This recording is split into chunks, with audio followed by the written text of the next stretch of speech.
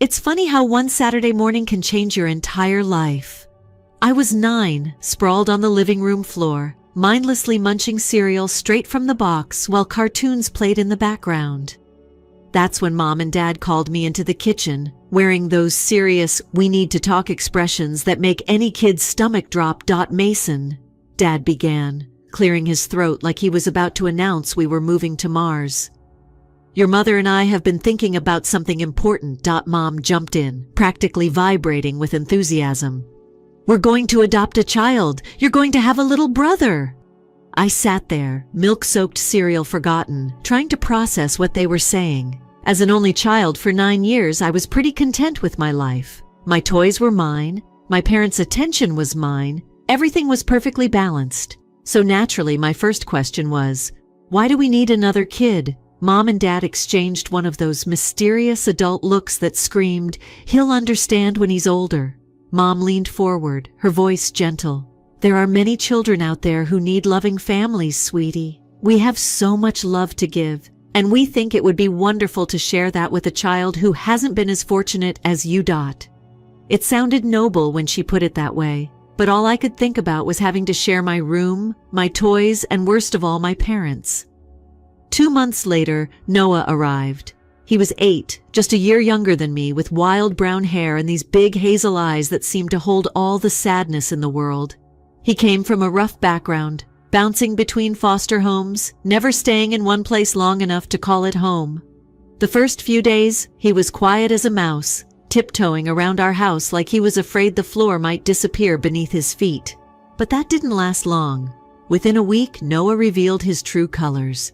He was smart, scary smart, especially when it came to manipulating my parents. He could turn on the waterworks faster than a faucet, and somehow always knew exactly what to say to get his way. At first, I thought having a brother might be cool. I tried to show him the ropes, where Mom hid the cookie jar, the best spots for hide and seek, and even shared my favorite comic books. But soon I realized I wasn't gaining a brother. I was losing my place in my own family. Noah wasn't just playing the part of the perfect son. He was rewriting the entire script of our family dynamic, and I was being pushed further and further into the background. The first real sign came on my 10th birthday. I'd been dropping hints about this awesome new bike for months. Instead, there was no bike. What was there? A fancy remote-controlled car for Noah. Noah, never had a real birthday party or presents like you've had, Dad explained when he saw my confusion. We thought it would be nice to make him feel special too. My 10-year-old brain couldn't comprehend it. Why did my birthday have to be about making Noah happy? But this was just the beginning, the start of a pattern that would shape the next decade of my life, though I didn't know it then. I was about to learn the hard way what it meant to be the forgotten child in my own home. As months turned into years, Noah's grip on our family dynamic only grew stronger. Christmas that year set the tone for everything that followed. I sat under the tree, watching in disbelief as Noah unwrapped the exact gaming console I'd been begging for, while I got socks and some educational books. When I looked at Mom questioningly, she gave me that now familiar explanation. Noah's had such a difficult life, sweetie. We want to make his holidays extra special.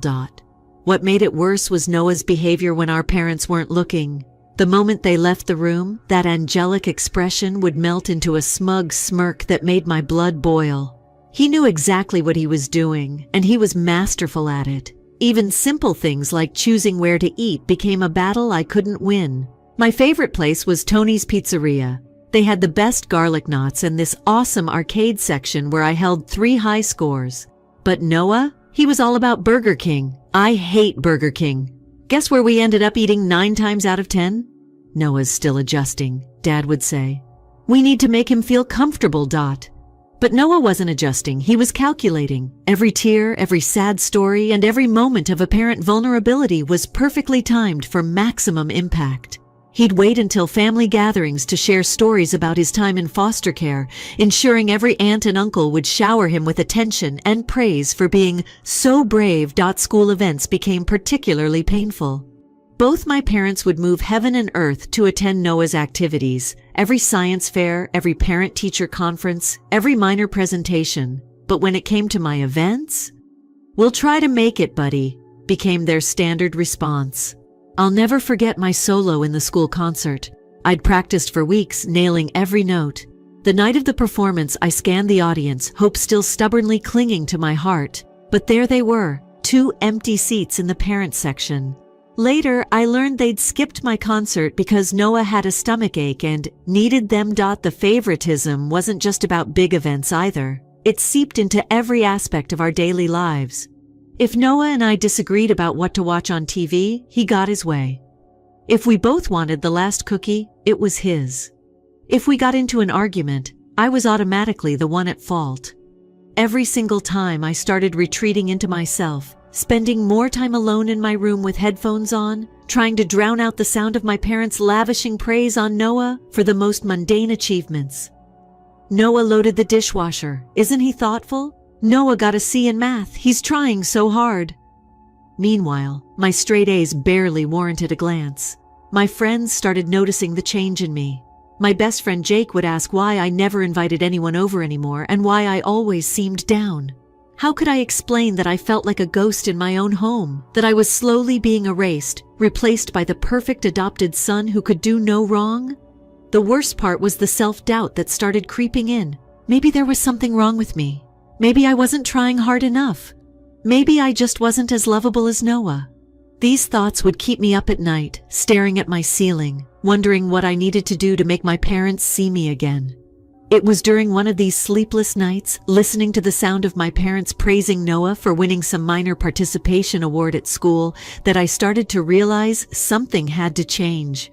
I couldn't keep living like this, constantly competing for scraps of attention and always coming in second place in my own family. I needed a plan, not just daydreams about running away or vague hopes that things would get better, but a real, concrete plan to take back control of my life.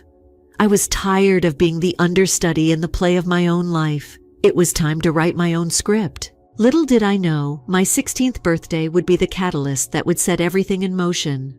But looking back now, I can see that every ignored achievement, every empty chair at my events, every Christmas disappointment was leading up to that moment. The moment when enough would finally become enough. My 16th birthday was supposed to be different. For once, my parents seemed to be making an effort. They talked about renting out Tony's Pizzeria, letting me invite all my friends, and even discussing the menu with me. I chose everything I loved: extra cheese pizzas, those amazing garlic knots, and a massive lemon soda fountain. I was actually getting excited, daring to hope that maybe, just maybe, this one day could be about me. I should have known better. The week before my birthday, Noah started his performance. He became unusually quiet, picking at his food and sighing dramatically at dinner. Every few minutes he'd give these sad little glances at our parents, who immediately switched their attention from birthday planning to hovering over him, asking what was wrong. "Are you sure you want to have the party at Tony's?" Mom asked me one evening. Noah mentioned he's not feeling well with pizza lately. I stuck to my guns. "It's my birthday, Mom. The plans are already made. The morning of my party." I put on my favorite band t-shirt, trying to hold on to my optimism. But when I came downstairs, the house was in chaos. Not because of my birthday, but because Noah had suddenly decided he wanted to come to the party. He didn't even like pizza, but there he was, being fussed over by our parents like he was doing me some huge favor by gracing my party with his presence. At Tony's, things started okay. My friends arrived, we played arcade games, and for a while I could almost forget about the family drama. Then came time for the cake. I'd specifically asked for vanilla with raspberry filling, my absolute favorite. But as the staff brought out the cake, my heart sank. It was chocolate. Dark, rich chocolate, Noah's favorite. "What S with the chocolate cake?" I asked Mom, trying to keep my voice steady. "You know I hate chocolate. Mom S smile was strained. "Well, honey, since Noah's birthday is next month and he loves chocolate, we thought we could celebrate a little for him too. It's like a pre-birthday treat." That was it, the final straw. Years of being second best, of having every special moment hijacked, came crashing down on me at once. "Are you kidding me?" I exploded. "It's my birthday. Can I have just one day that's about me without him stealing it?" Noah's act kicked in immediately. His eyes went wide with fake innocence. "But we talked about this," he said, his voice trembling perfectly. "You said it was okay. Why are you being so mean? We hadn't talked about anything." This was the first I'd heard about the cake switch. But before I could say another word, Dad stepped in, his voice stern. "That quote,'s enough. Apologize to your brother right now." I looked around the room, at my friends' uncomfortable faces, at Noah's barely concealed smirk, at my parents' disapproving stares. Something inside me snapped. Without a word, I walked out of Tony's into the parking lot, leaving behind the ruined party, the chocolate cake, and my family's attempts to make even my birthday about Noah. Jake followed me out. He didn't say much. He just stood there with me in the parking lot, understanding without words how much this hurt. Mom came out a few minutes later, her face a mix of anger and confusion. "Come back inside," she said. "Don't ruin your party over a silly cake." But it wasn't just about the cake. It was about years of being overlooked, pushed aside, and made to feel less than. It was about every Christmas, every school event, and every family dinner where Noah's needs came first. It was about being erased in my own home. "I am not going back in," I said quietly. "I'm done being second best in my own life." Jake's mom gave me a ride home, and I spent the rest of my 16th birthday in my room, making a decision that would change everything. I wouldn't live like this anymore. I needed out, and I was going to find a way to make it happen. That night, as I lay in bed listening to the sounds of my parents comforting Noah over how difficult I'd been at my own birthday party, I started planning my escape. Not just dreaming about it or wishing for it, but actually plotting out how I could build a life where I mattered, where my feelings counted, and where I could be more than just the other son. Little did they know, their golden child's victory at my birthday party would be their last. I was done playing a supporting role in my own life story. After the birthday disaster, I threw myself into planning my escape. Every shift at the grocery store where I worked part-time became a step toward freedom. My manager, Mike, liked me and understood when I asked for extra hours, claiming I was saving for college. In reality, I was building my escape fund. I opened a separate bank account that my parents didn't know about, carefully squirreling away every penny I could. Each paycheck felt like adding another brick to the wall I was building between my old life and my future.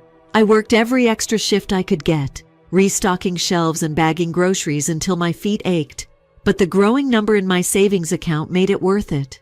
Ramirez, my school counselor, became my unexpected ally. She helped me navigate college applications and financial aid forms, never questioning why I was so intent on finding schools far from home. "You've got potential," she'd tell me. And for once, someone actually saw me. Not as Noah's brother, not as the other son, but as me. I started spending less and less time at home. The library became my sanctuary, and when that closed, I'd hang out at friends' houses. Home was just a place to sleep now, a temporary stop on my way to somewhere else. My parents barely noticed my absence. They were too busy celebrating Noah's latest accomplishments, like making the junior varsity basketball team. He was the backup to the backup player, but they acted like he'd won an Olympic medal. As my 18th birthday approached, I fine-tuned my plan. I'd found a small apartment in the city about an hour away, close to the college where I'd secured a partial scholarship. The rent was steep, but between my savings, my part-time job, and some financial aid, I could make it work. My friend Chris's older brother Marcus agreed to help me move. He understood what it was like to need to get out. The week before my planned departure, I started packing. Not dramatically throwing things into bags like in the movies, but carefully, methodically, making sure I had everything I'd need. 2 duffel bags, that's what my life came down to. Clothes, my laptop, some books, and a few personal items. It was sad how little I had to show for 18 years of life, but in a way, it made leaving easier. The morning I chose to leave, my mom unexpectedly decided to work from home. My heart nearly stopped when she caught me at the front door with my bags. "Where are you going with those?" she asked, eyes narrowing. For a moment, I considered lying, making up some story about donating old clothes, but I was done pretending. "I'm moving out," I said, my voice steadier than I felt. "Moving out? Why? What's wrong?" "Everything's wrong, Mom. I can't live here feeling like a ghost anymore." She stared at me, genuinely confused. "Is this about Noah? Is this because we got him a car for his birthday? I almost laughed. Of course she would think this was about one thing, one incident rather than years of systematic neglect. It's not just about the car, I explained. It's about every birthday, every Christmas, every single day, feeling like I don't matter in this family. It's about never being enough because Noah always needs more. She stood there processing my words, then stepped aside. If that's what you think is best, she said quietly. But I could tell she still didn't understand. She probably thought I was being dramatic, that I'd be back in a few days when I realized how hard it was to live alone. I walked out to Marcus's waiting truck, loaded my bags, and climbed in. As we drove away, I didn't look back. I couldn't. Looking back meant doubting, and I couldn't afford doubt right now. The drive to my new apartment was quiet. Marcus didn't try to make small talk, and I appreciated that. I watched through the window as familiar neighborhoods gave way to new territory, each mile putting more distance between me and the life where I never quite belonged. My new apartment was small, run down, and perfect. Third floor walk-up, no elevator, a kitchen barely big enough to turn around in, but it was mine. No one here would compare me to Noah. No one would make me feel like I was taking up too much space. Here, I could finally start being myself. After Marcus left, I stood in the middle of my empty apartment, listening to the unfamiliar sounds of city life filtering through the thin walls. Cars honking, people shouting, music playing somewhere nearby. It was chaos compared to my parents' quiet suburban street, but it felt like freedom. I spent that first night on a borrowed air mattress, staring at the ceiling, feeling equal parts terrified and liberated. I had done it. I had actually done it. Now came the hard part, building a life of my own, proving to myself and everyone else that I could be more than just Noah's forgotten brother. 5 years flew by in that tiny apartment. I threw myself into college life, determined to prove I could make it on my own. While the apartment stayed small and kind of shabby, my world expanded enormously. I made real friends, earned top grades, and started building a future that had nothing to do with being Noah's brother. Then came the call that changed everything. It was a random Tuesday when an unknown number flashed on my phone. Usually I'd let it go to voicemail, but something made me answer. The moment I heard the voice, my stomach dropped. It was Mom, crying and practically hysterical.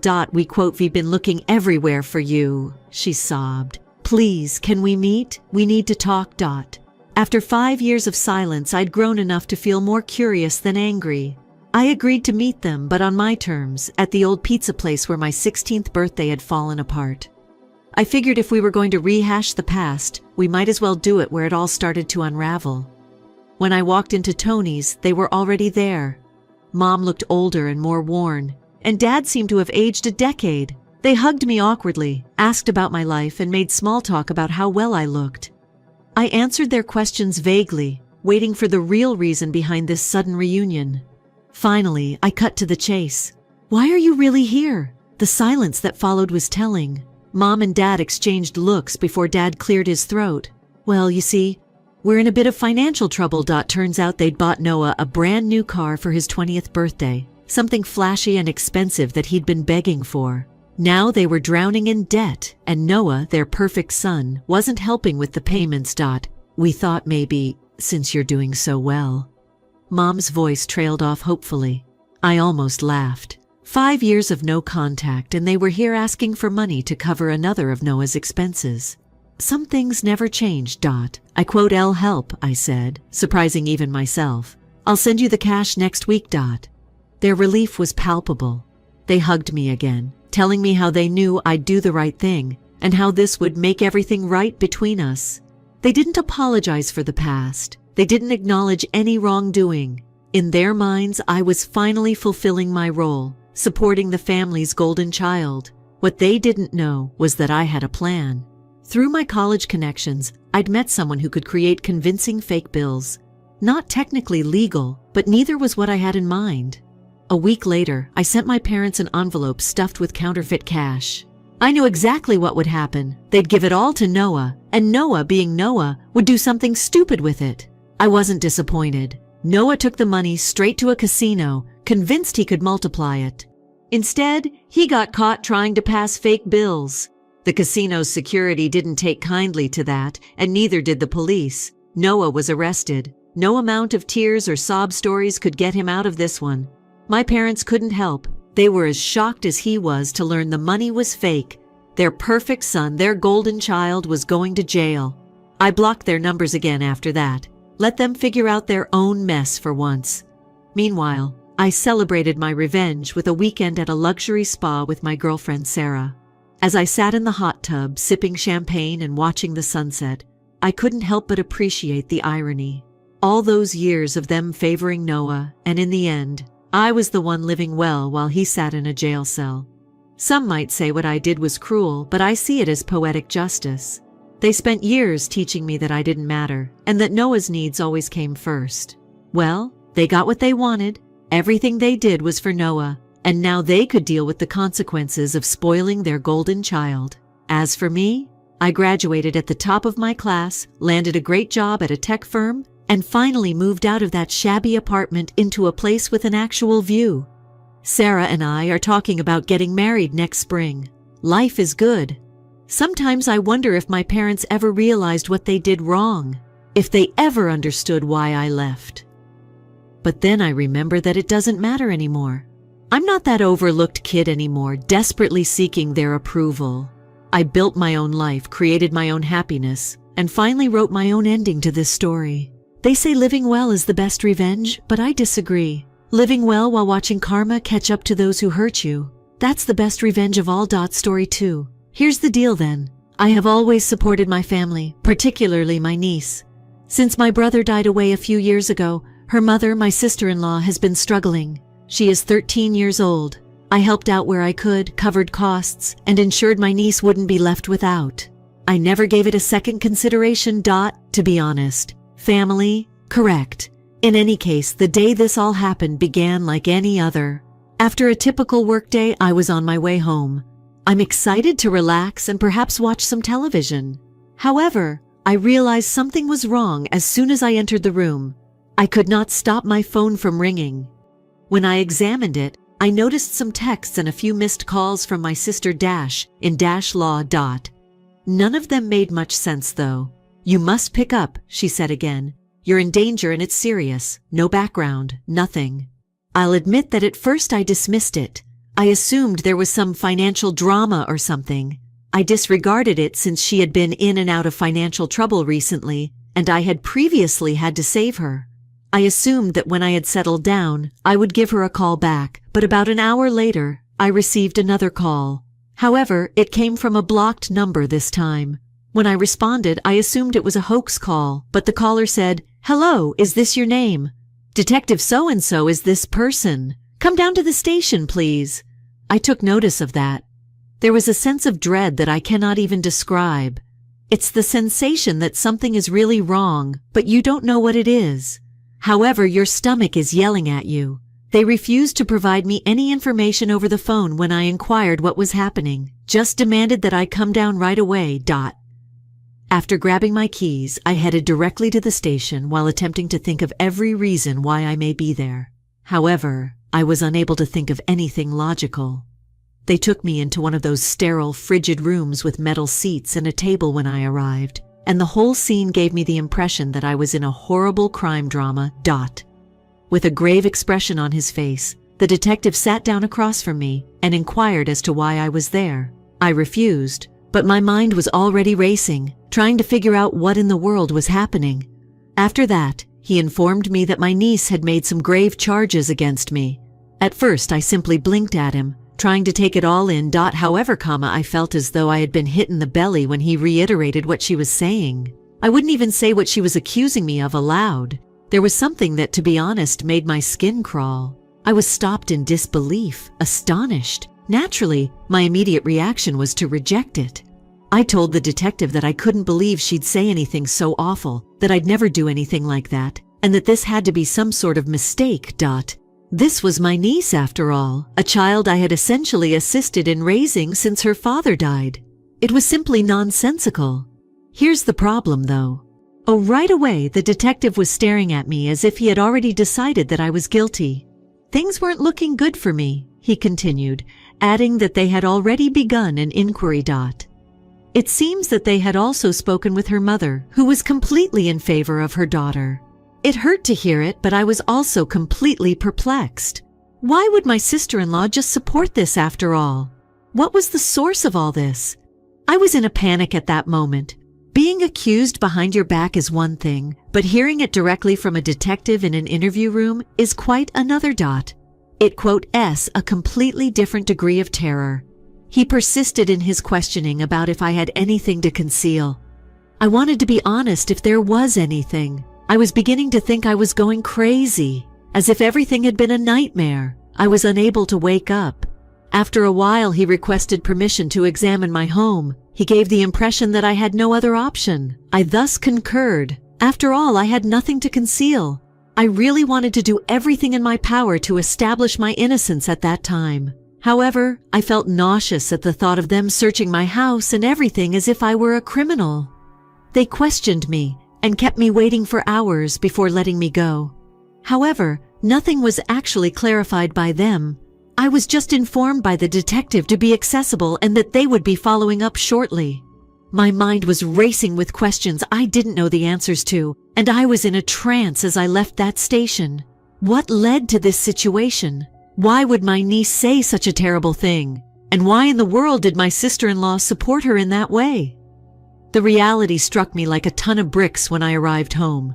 My life might be ruined by this charge. Everything I had worked for, including my connections and employment. A falsehood might cause everything to fall apart. I roamed my home, reliving the day's events repeatedly in an attempt to make sense of it all. However, I kept running out of ideas. I have never had any problems with my niece. I actually believed that we were close. I had dedicated several hours to supporting her, watching out for her, and being there for her in times of need. It simply didn't make sense. I didn't get much sleep that night. My niece's allegation keeps replaying in my mind, and every time I close my eyes, I see the detective's face. The blatant injustice of it all not at me. And I continued to waver between incredulity and rage. How could your family have betrayed you in this way? Why would someone I trusted act in such a horrible manner? I kept thinking that all of this might be explained by some explanation or misunderstanding. However, I was secretly beginning to worry about the worst. Something about my sister-in-law's actions and willingness to support this lie seemed too planned and intentional. It was more than a simple miscommunication or error. It began to seem like an assault, a deliberate attempt to destroy me. I phoned in ill for work the following morning. I was too exhausted and preoccupied to even pretend that I could go through a typical day. And I knew I had to make a decision as I sat there looking at my phone indifferently. I had the option of fighting back, finding out why they were doing this, and revealing the truth. Or I could attempt to push through and act like this was all going to be finished. I was eager to find out, even though I had no idea what I would discover. After that terrifying grilling, I was completely destroyed. I was unable to eat or sleep. I was unable to concentrate on anything but my niece's remarks about me. I was attempting to make sense of everything, but each idea only made me feel more confused and frustrated. How could a child whom I had much aided suddenly turn against me in this way? And why would my late brother's wife, my sister-in-law, support her in doing something so inappropriate? The worst thing was that once she said that, the cops didn't simply ignore it. They were treating her seriously, interrogating me as if I'd truly done what she alleged. The whole thing felt crazy. My life was suddenly shrouded in suspicion as I sat there in my own house. I saw a change in everything around me. I couldn't get rid of the impression that something sinister was happening in my house, as if everything had somehow been polluted. I felt as though something was missing from all of this. The impression that this wasn't just a child saying something stupid persisted in my mind. There was a sense of purpose and planning. However, what? The detective working on my case then called me out of the blue. He informed me that my niece needed to be brought in for a follow-up interview. This time, her mother wasn't there. I was interested in that. I had no idea why they had split them up. It was kind of a relief, though, if the cops were suspecting anything was amiss. There was a glimmer of optimism that perhaps this whole matter will be resolved. What transpired in that room during her second interview is unknown to me. All I know is that everything changed when I received a call a few hours later.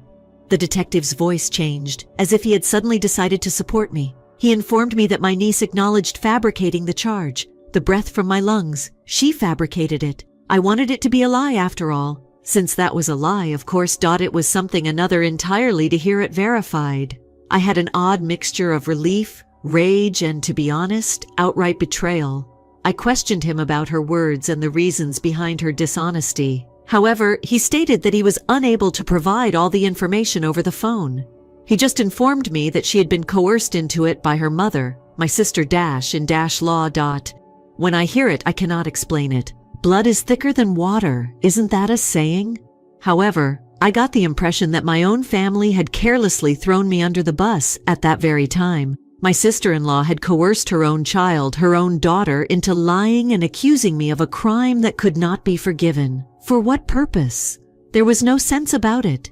The detective explained everything to me when we met in person. My niece had admitted that they needed money, so her mother had urged her to fabricate the accusation.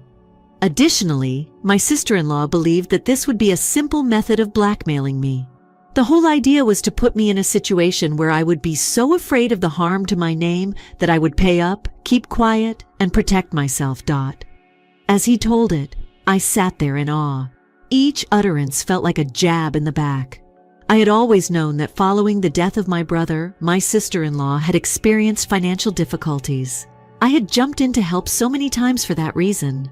A little extras here and there to make sure they were all right, groceries, and clothing for my niece. And that was something she used against me. Weaponized it in an attempt to get even more cash from me.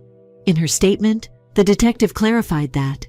According to my niece, she attempted to push back. She admitted that she was afraid to do it at first because she knew it was bad.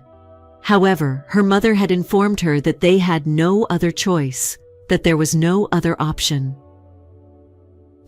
Consider a 13-year-old girl being instructed to do something really wrong by her own mother, since it was the only option. I felt repulsed. It had always seemed to me that I knew my sister-in-law. She's family after all. She wed my brother, and after his death, I felt obligated to take over and support them. However, I was unable to comprehend how she had tricked her kid into saying something that may ruin my life. How hopeless, how self-centered must you be to subject your child to that? If I had any suspicion that she would be in such serious financial difficulty, the investigator inquired. She had brought up money concerns a few times, but nothing particularly serious. I told him honestly. She was constantly evasive about it, implying that she could want some assistance, etc. Yes, I have previously assisted her, but I was unaware that she had reached a place where she would be so unfaithful to me. I was unable to sit still. I had trembling hands. My thoughts are racing. I couldn't stop thinking about how many times I had trusted her, allowed her into my life, and allowed her into my house. And now, being aware that she was capable of such treachery. It was unbelievable.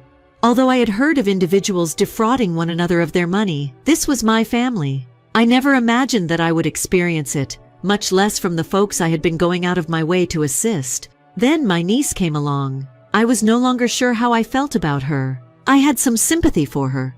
After all, she is only a little child. She had nevertheless complied. Even though she knew exactly what such words might do to me, she would still say them. Her face kept coming to mind. The child I had assisted in raising is now eternally linked to a falsehood that almost destroyed my life. Although he couldn't promise anything, the detective assured me that they would follow up with my sister in law. Even with my niece's confession, he said, it would be difficult to demonstrate the full scope of my sister-in-law's involvement, particularly if she made an effort to deny it. I felt enraged but helpless. I felt ill at the idea that she would somehow escape the repercussions for all of this. After thanking the detective and shaking his hand, I walked out of the station. Still trying to take it all in, I wandered home in a haze. I had the impression that I was divided. I was relieved that my name was cleared on the one hand, that the deception had been revealed. On the other hand, I felt angry and depressed. My family was this.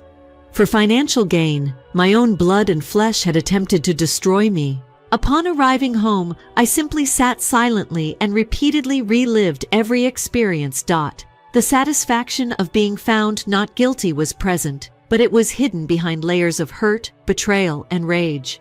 I had no idea what to do. I just knew that nothing would ever be the same. I was hardly able to keep myself together once the detective revealed the facts. My sister-in-law had even gone so far as to frame me, using her own daughter. The feeling of it is difficult to describe. The betrayal, the wrath, the shock, everything simply came to me in waves. Fundamentally, though, I understood what I needed to accomplish. I had to face her. I couldn't possibly overlook this without listening to her pitiful justification for why she believed that any of this was even somewhat acceptable. I made no attempt to call. My mind was racing the entire way as I drove directly to her apartment. I couldn't stop reflecting on all the moments from the previous few years. Every money I donated to make sure they were all right. Every time I'd assisted her. And she did this after turning around. I didn't even know what to say when I saw her, and my fury was boiling. I just knew that I wanted clarification. She answered the door when I arrived, seeming startled but unfrightened, which in some ways infuriated me. She stood there as if she hadn't just attempted to destroy my life. I just barely kept myself from blowing up at that moment. Rather, I remarked, "We need to talk now," while looking her in the eye. She made an effort to appear calm by pretending to smile and asked if I wanted to sit down as though we were having a typical chat. I refused to accept it. Why? To go right to the point, I asked. Why would you do this? Why would you force your own daughter to fabricate such a grave situation? She first appeared surprised, as if she hadn't anticipated my directness. Then she got better and let out this theatrical, exhausted sigh. "You have no idea how difficult it has been," she added. "Since your brother's death, things have been extremely difficult for me as a single mother. I don't have any money, but you do." "And stop," I said. I didn't want to listen to her justifications. "You attempted to destroy my life. You instructed your daughter to make a repulsive accusation against me. What were you doing, and do you know?" Acting defensive, she turned her head aside and crossed her arms. "I had no other option," she mumbled, continuing to avoid eye contact. "We're struggling while you're doing great. All right, I was desperate. People who are desperate will do desperate things." What I was hearing was unbelievable. People who are desperate will do desperate things. That's why she did it. You believed that the best course of action was to drag my name through the mud because you didn't have enough money? I almost screamed. "Every time you've asked for aid, I've provided it, and you pay me back like this?" I became further angrier when she rolled her eyes. "Oh, please. You give the impression that you've done a lot for us. However, a few handouts here and there don't really address every issue I have. I really needed assistance. Genuine assistance." The absurdity of this made me chuckle uncontrollably. "I've covered everything. Food, clothing, school supplies, etc. To what extent did you intend to milk me for assistance?" She remained mute, but when she did look up at me, her jaw was tightened in annoyance. "You can say that with ease. You have no idea what it's like to struggle every single day. Maybe you would give us what we truly need if I could only frighten you a bit," I reasoned. "Do you fear me?" The term kept repeating in my mind. "You used your daughter to accuse me of something awful in an attempt to intimidate me into giving me money. Do you realize what a disaster that is? Or have you become completely devoid of reality?" She explained it wasn't meant to go this far as her face stiffened. "I assumed you would simply pay up in silence, perhaps feel awful enough to support us in the long run. You must comprehend. I didn't intend for things to get so out of control, becoming unmanageable." My temples were thumping with my heartbeat. "You instructed your daughter to make false accusations against me. A crime? Have you thought about what this may do to me? Or how it may affect her?" She turned away once again without uttering a word. She seemed to have erected a wall around herself that was impenetrable. She didn't feel guilty or aware of the damage she had almost inflicted. She continued to grumble about how difficult her life was, as though it in some way made everything acceptable. "I had faith in you." I spoke, attempting to maintain a steady tone. "I had faith in both you and her.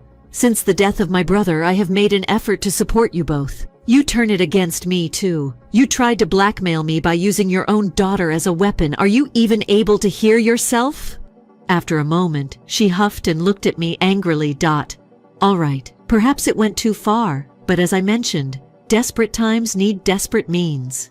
I shook my head, experiencing an inexplicable mixture of revulsion and rage. I stated that being desperate is not the same as being cruel. Furthermore, your actions were blatantly harsh. You included your own child in your attempt to ruin my life for financial gain. She didn't answer. Like a reprimanded kid, she just crossed her arms and gazed at the ground.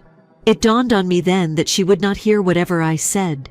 She persuaded herself that she was the victim and that, in some way, her struggles justified what she had done. What do you know? Finally, unable to contain my resentment, I spoke. We refinished. Never call me to ask for money. Don't ask me for assistance. From now on, you're on your own. She appeared to get out of her pout after that. Her eyes widened and she began to object. However, what about my daughter? She needs stability. She must. A mother who doesn't use her as a weapon is what she needs. I fired back. And you're obviously not that. You've stated quite clearly that if it works for you, you're prepared to use her as a pawn. Therefore, no, I will not be present to tidy up your mess. After that, she attempted to guilt-trip me by claiming that I was being too severe and that my niece shouldn't have to bear the consequences of her errors. But it was enough for me. I went away after telling her that I wasn't going to back down. I felt as though I was breathing for the first time, but I didn't feel any closure after the confrontation. If anything, I felt even more resentful after I left. In order to portray herself as the victim, my sister-in-law had fabricated events, as though all she had done was somehow justified by her trials. The saddest aspect was that she was still unaware of the harm she had nearly done. It dawned on me then that she had no interest in either her daughter or myself. No matter the cost, she was concerned about achieving her goals. I was exhausted when I arrived home. I believed that I would find some sort of serenity if I faced her. However, it just served to highlight the extent of her betrayal. I finally saw her for who she truly was, as if a switch had been flicked. Selfish and cunning. She will stop at nothing to achieve her goals. I had no idea what would come next. However, one thing was evident. I was never able to trust her again.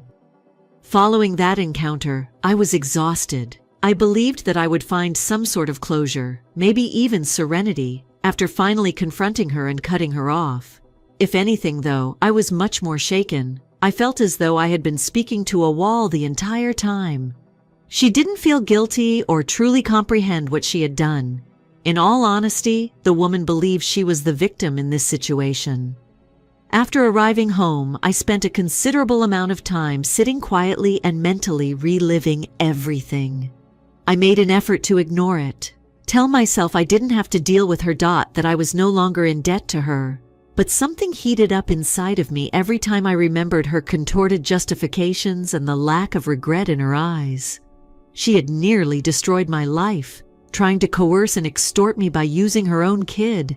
And she pretended like it didn't matter, as if I were the one who was being irrational for not giving her the money that evening. I didn't get much sleep. Individuals I know, individuals who may have heard about the claims before they were resolved, were on my mind constantly. And even when my name was vindicated and the police concluded their inquiry, I couldn't shake the nagging suspicion that the harm had already been done. Such things are not simply forgotten. Even after the truth is revealed. I knew what I needed to accomplish by morning. I couldn't ignore this, not after what she had attempted. Cutting her off and moving on with my life wasn't enough. I had to make her answer for it.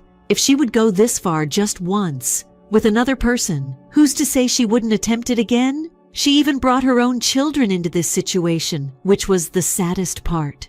That child was worthy of better than a mother who would educate her to cheat and plot in order to achieve her goals. I gave the investigator who had worked on my case a call.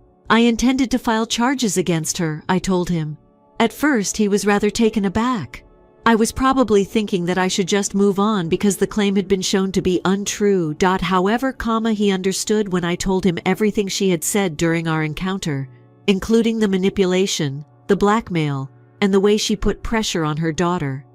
"Are you certain?" he inquired. He told me it would be difficult to file charges, that it would take a long time, and that I would likely have to go through a lot of the events again. I was aware of that. Indeed, the thought of plunging back into the chaos I had just barely escaped frightened me. However, the more I considered it, the more I understood that I couldn't allow fear to prevent me from doing morally.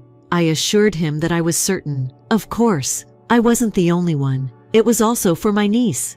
A wake-up call was needed for the child. Something to demonstrate to her the consequences of her conduct, even when the person you trust the most is putting pressure on you. Additionally, I thought it could serve as a wake-up call for my sister-in-law. But to be honest, I didn't think she would ever really understand. The weeks that followed were stressful. Everything had to be reviewed by the police, examine my assertion in further depth. Ask me even if I've ever given her financial support. I had to relive experiences I had attempted to ignore. It was also difficult. However, I kept reminding myself of my motivation. I have to ensure that no one else experienced this. I needed to keep myself and everyone else safe from her next attack. Then the day finally arrived. When the police arrived at her door, they took her into custody. To be honest, I didn't anticipate feeling anything other than relief. However, the truth struck me more forcefully than I had anticipated. After all, this was still my family, the wife of my late brother, the mother of my niece, and because of what she had done, she was now being carried away in handcuffs. However, I remained grounded when I considered what she had nearly done to me and how close she had come to ruining my life. She was to blame for this. Naturally, a few people were aware of the arrest. Family conversations catch on like wildfire. Family members called to inquire about what had transpired, suggesting that I should have just let it go and that I was out of line. However, I clarified every detail, including the blackmail and the accusation. And people began to view things my way for the most part. Some were astonished, but others still felt I was harsh, particularly when they discovered that my sister-in-law had attempted to contact me by using her own daughter. In fact, one relative informed me that I was doing the correct thing. People must acquire knowledge. There are repercussions. Knowing that at least a few individuals shared my perspective provided me some peace of mind. I couldn't help but think about my niece the day following her arrest. Now that she would most likely be temporarily placed elsewhere, I knew CPS would be involved. I felt guilty for her in part, even guilty. But then I realized that she had also been duped. I was unable to shield her from the repercussions of her behavior. Perhaps, though, this would be her opportunity to get a clear perspective. To realize that what her mother had done was unacceptable. But despite my best efforts to explain it, it still hurt. I had taken care of that child, treated her as if she were my own, and she had followed her mother's plan without considering the consequences for me. You don't simply move on from it. Within the next weeks, I concentrated on rebuilding and attempting to return to a semblance of normalcy. However, the entire encounter had left its imprint. Now I was more wary, more circumspect. Family no longer meant the same meaning. Loyalty may be one-sided, and those you trust can betray you for reasons you'll never comprehend, as I discovered the hard way. I don't regret the choice to file charges when I think back on it. I took the necessary action. In addition to protecting myself, I may have also assisted my niece in doing the same.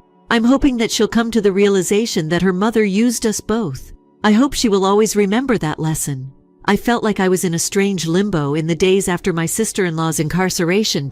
There was a great deal of wrath that hadn't completely subsided, along with some relief and remorse. The events caused a great deal of division in my family.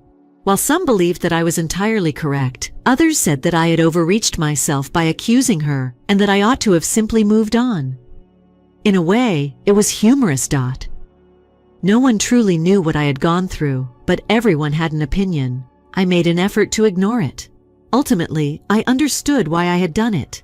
I have to hold her accountable for what she'd done, not after she had nearly destroyed my life. To be completely honest, I thought it would also teach my niece a lesson. However, it didn't make things any easier, even with that knowledge. The people I believed I could rely on, my family, were like strangers to me now. It seemed odd to return to work. I felt like I had this label affixed to me for a time, as if everyone, even those who were unaware of the specifics, could see what I had gone through. I couldn't get rid of it, even though I knew it was all in my brain. I kept a close eye on every conversation, wondering whether someone was muttering or thinking something behind my back. It helped that my supervisor and a few close friends were aware of what had transpired and offered assistance.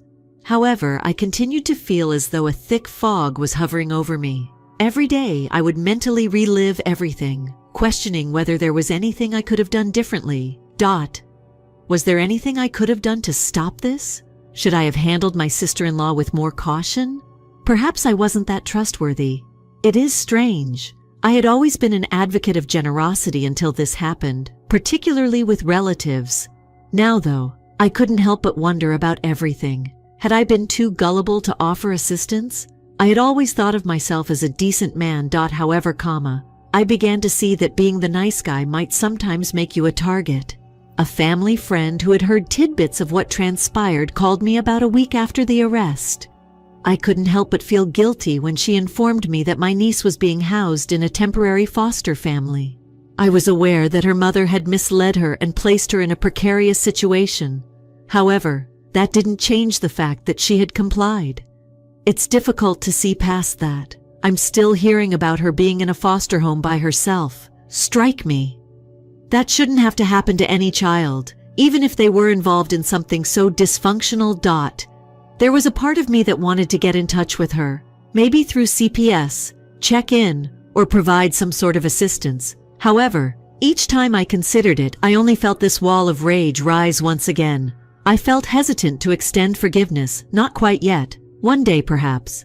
However, the injuries were too recent at the time. Furthermore, I had no idea what good it would do.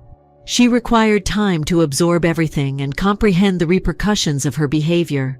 I also needed time to recover, change. After many months, I was starting to feel as though things were settling with my sister-in-law for the first time in a long time. I had distanced myself from the entire situation, and although I still felt deceived, I was becoming more adept at handling it and not allowing it to dictate every thought. After something like that, life was at last beginning to seem normal again, or as normal as it could be. Then I received a call from an unknown number one day. I nearly didn't answer. I had been avoiding strange numbers for some time, thinking they were either telemarketers or relatives attempting to cause trouble. But this one compelled me to respond. It was a calm voice on the other end. Expert. Hi there, is this my name? Yes, I said, still a little defensive. Who is this? Sarah from Child Protective Services is here. We wanted to talk to you about a possible alternative for your niece who is in our care. I heard that. A chilly jolt struck me, and I prepared myself for whatever was about to happen.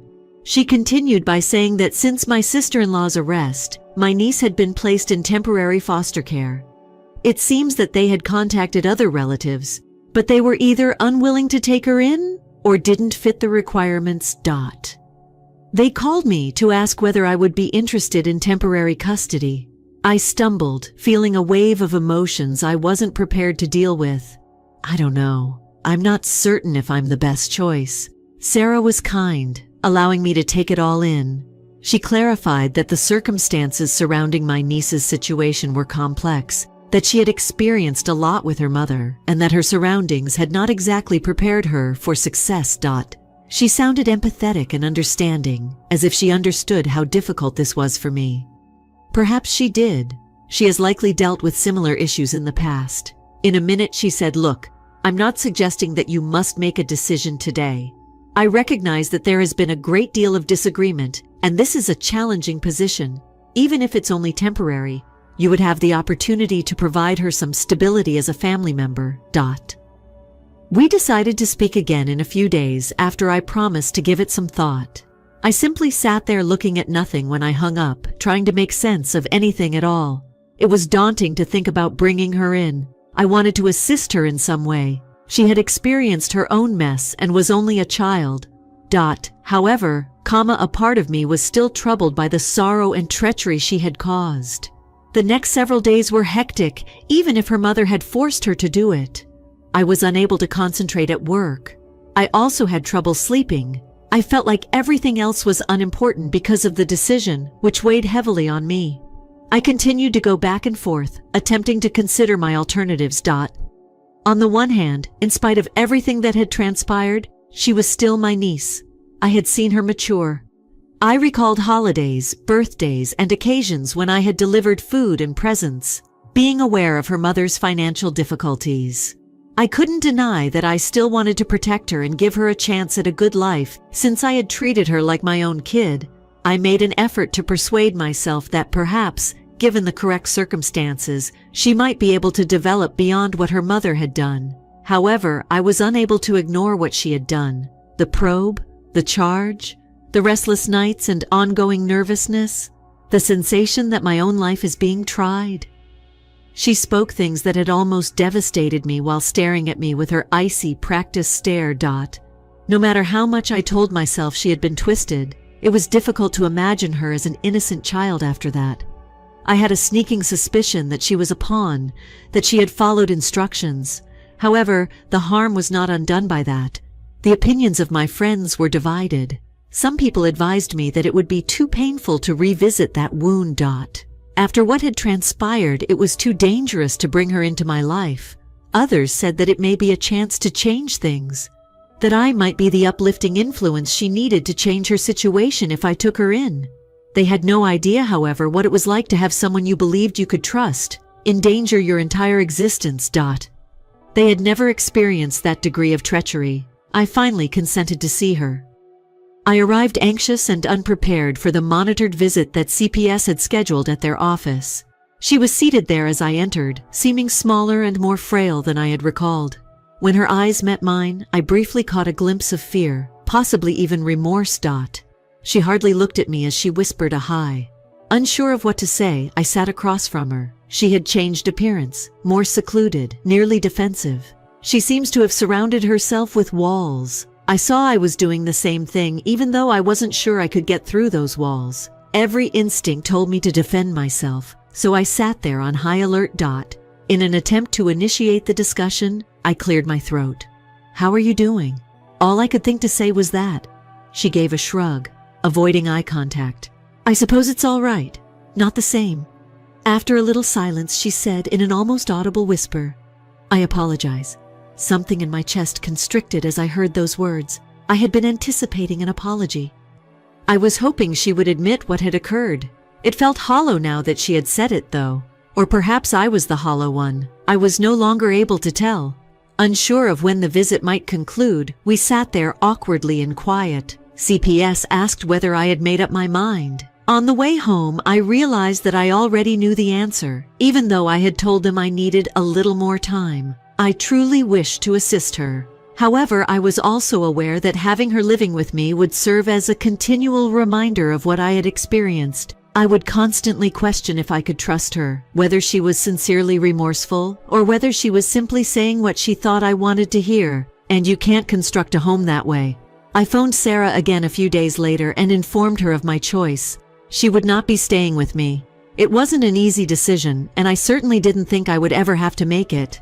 However, I hoped that perhaps she would find a place where she might learn from what had transpired after everything I had to do to defend myself. There she might make a new beginning free from the burden of her mother's errors. Saying farewell to relatives can be difficult, but sometimes you have to let go in order to go on. Story 3. Once I become 18, I will never talk to my dad or stepmom again. Growing up, I felt my family was really normal. Although they were not very loving or anything, my parents appeared sturdy. My dad was the usual provider, he liked to call himself. My mom looked after the house. You know, life was just sufficient. Nothing too ostentatious. We got by, and I didn't give much thought to my dad's unusual work schedule since my mom was home all the time. He would go early and return late, but hey, I just realized that's how adults worked. Children seldom challenge ideas like that. When I turned 7, everything turned around. That year my dad's secret came out, and I still get the sensation of being hit by a bus. One day, I returned home from school and could almost sense the tension in the house hovering in the air. My mother was hardly at all like herself. She seemed to be simply going through the motions, pallid and nearly frozen. She dismissed me when I inquired whether everything was well, instructing me to get to my room. Though at the time I had no idea, this was the beginning of my life disintegrating. As it happens, my dad had been cheating on my mother. This was not mere flirting or anything. Years of seeing this other woman had gone by. Still worse, they had a child together. A child I would someday have to live with. Let me not, however, leap too far ahead. As soon as she knew, my mother sought to flee with me. She wanted nothing with my dad or his problems. She started gathering anything we could put into bags. I recall seeing her toss odd objects and clothing into bags. Her hands trembles the entire while. I didn't quite understand what was happening at that moment, but seeing her so terrified me. My dad walks there, and he wasn't alone, just as she is virtually pulling me out of the door. He carried with him another woman, the mistress here. She wore a haughty attitude as though she had won some award or something. He wasn't having it when my mother urged him to get lost and let us go. He once told her actual calm like that. Should she try to grab me, he would see to ensure her deportation. Here might be the place I should clarify anything. Mother is an immigrant. Her visa condition was, well, let's say it was messy. By now she had overstayed years, not officially in the States. They were merely married through the church. Before my dad tossed it in her face, I knew none of it. He assured her he would phone immigration personally should she try to depart with me. Even for him, that was a low blow. My mother had no option. She couldn't gamble getting deported and leaving him behind. Like me about to be, she was imprisoned. I will always remember her stare at me when she at last acknowledged she was caught. Her heart seemed to break right then. She attempted to reassure me everything would be well, but I could see from her eyes otherwise. She disagreed with it. I suppose I did neither, but what could I have done? Just a small child stuck in the center of this catastrophe they created.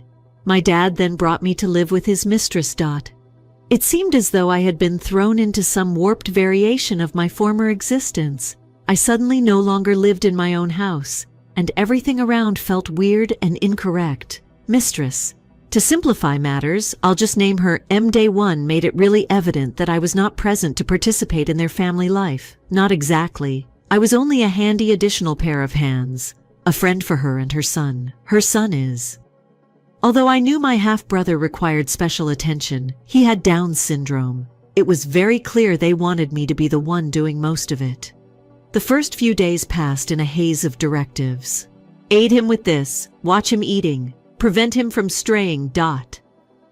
After school, I would be supposed to take over his care when they got home. Well, who knows what? 2 was me, a little child, but I was meant to be some sort of caretaker or babysitter suddenly. Anytime I mentioned my personal needs, like wanting time for myself or to play with friends, you could see I would have the same lecture. Family takes first. You have to pick up more. Currently, you are the big sister. Behave as though it were so. Though I was barely older than him and really had no idea how to manage all this, they essentially expected me to treat him like he was my duty. The worst aspect was my dad's approach. Originally meant to be my guardian and father, this man just became a stranger, viewing me as nothing more than a tool. Saying it was good for me to help out, he would see me struggle and dismiss it. Everything I had in my former life, including my toys, minor interests, was left behind. If I ever brought up my mother, he would get this expression and advise me to concentrate on the family here. He seemed to want to completely wipe her off of my mind. Make it such I had no link to her or my former life. Though it felt impossible, I attempted to retain some normalcy. There is work to be done here. Hence even things like school projects or desire to play sports got canceled. It was stifling and nobody around appeared to give a damn.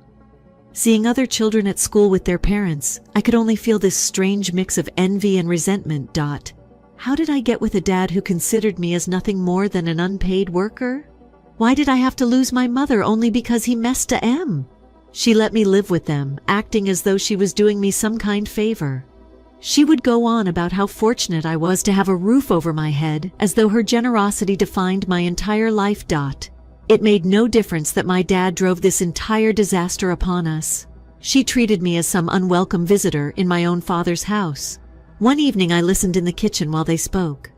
M was grumbling about me, claiming I needed to pull my weight and wasn't very helpful. Like you hardly remembered, my dad simply nodded along, matching her agreement. I was his child as well. Hearing them talk about me like way, as though I were only some burden, hit me more than I would have imagined. Deep down I knew that maybe no matter what, my dad would view me as his daughter first. But that evening I came to see I was but another duty to him. Looking back, I most likely started resenting him at that point. He was not just my dad, prone to error. This person stole my life, tore it apart, and showed no regard whatsoever for the bits he left behind. And I was imprisoned there, unable of influencing any of it, just hoping for an unrealized type of miracle.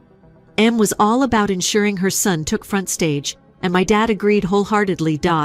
Though I felt more like hired assistants than a daughter, I was supposed to be thankful to live with them. Every day ran the same schedule. I woke up, helped my brother, then headed to school, the second I returned home to resume household responsibilities. And by family responsibilities, I mean I was supposed to assist him in everything. Feeding him, playing with him, even handling his outbursts should he become frustrated. Like I ought to be his emotional punching bag as well. The worst was that nothing I did ever felt sufficient for him. She would linger over my shoulder, berating every tiny detail. She would object if I fed him too slowly, saying he would become agitated if I didn't react to him quickly enough. She would snap at me to focus. Some days I wanted to scream as she would find something wrong no matter how hard I tried. And let me say straightforwardly, there was no trouble for this woman expressing precisely her feelings. You have to start being more responsible, she would say, as though I were asking for any of this. Then there was my dad, really like a ghost living in the house. He would be around, but he would check out if things became difficult. Should Em and I be handling a tantrum from my brother, he would just exit the room as though it were someone else's concern. Though I'm not clear what I anticipated from him, it most certainly wasn't this. He seemed to have decided that his new family came first, and I was merely there. One more. I couldn't recall the last time someone inquired about my homework or how my day went. I needed support. That just wasn't given top importance.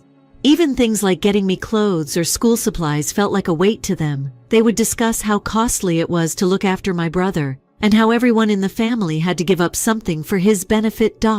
She meant me personally by everyone. Usually her sacrifices consist in her sitting on the couch, while I rushed about doing everything she did not feel like. I began numbing to it finally. Each day seemed to be survival mode. I would go through the motions, attempting to make it to the end of the day without running across criticism. Should I remain under observation, I would lower my head, remain silent, and pray they would leave me alone. Though most of the time they found something to blame me for, occasionally it worked. Still, one day things reach a whole new low. Was in one of her moods and grumbled about how I wasn't helping enough, and that I should be more involved in looking after her brother. Remember wondering, are you really serious? I was only young as well. Though I had not registered for this life, I was attempting to defend or stand up for myself. Complete time wasted. Should I dare say anything, I would be instantly dismissed. If she believed it would make me more compliant, this woman had no trouble making me feel like dirt. She would suggest things like, perhaps you should go live somewhere else if you can't manage this. Full well, I had nowhere else to go. She hung that over me, telling me all the time that they were providing a home. As usual, my dad would sit there silently, allowing her to run the show. I'm not sure if he just didn't care or whether he agreed she was correct. He never once had my back, but anyway. Then there was school, which turned out to be my one remaining haven. Still, they started expecting me to bring him to his appointments or assist with his special programs, so even that became twisted up. These obligations gradually bit away any additional time I had. I would experience a gnawing jealously when other children in my class hung around doing activities or sports. My life ran somewhat differently from theirs. Anytime I tried to tell her I was struggling and would roll her eyes saying I was overdramatic, she would go on about how hard it was to take care of my brother, how we all had to pull together to make it work.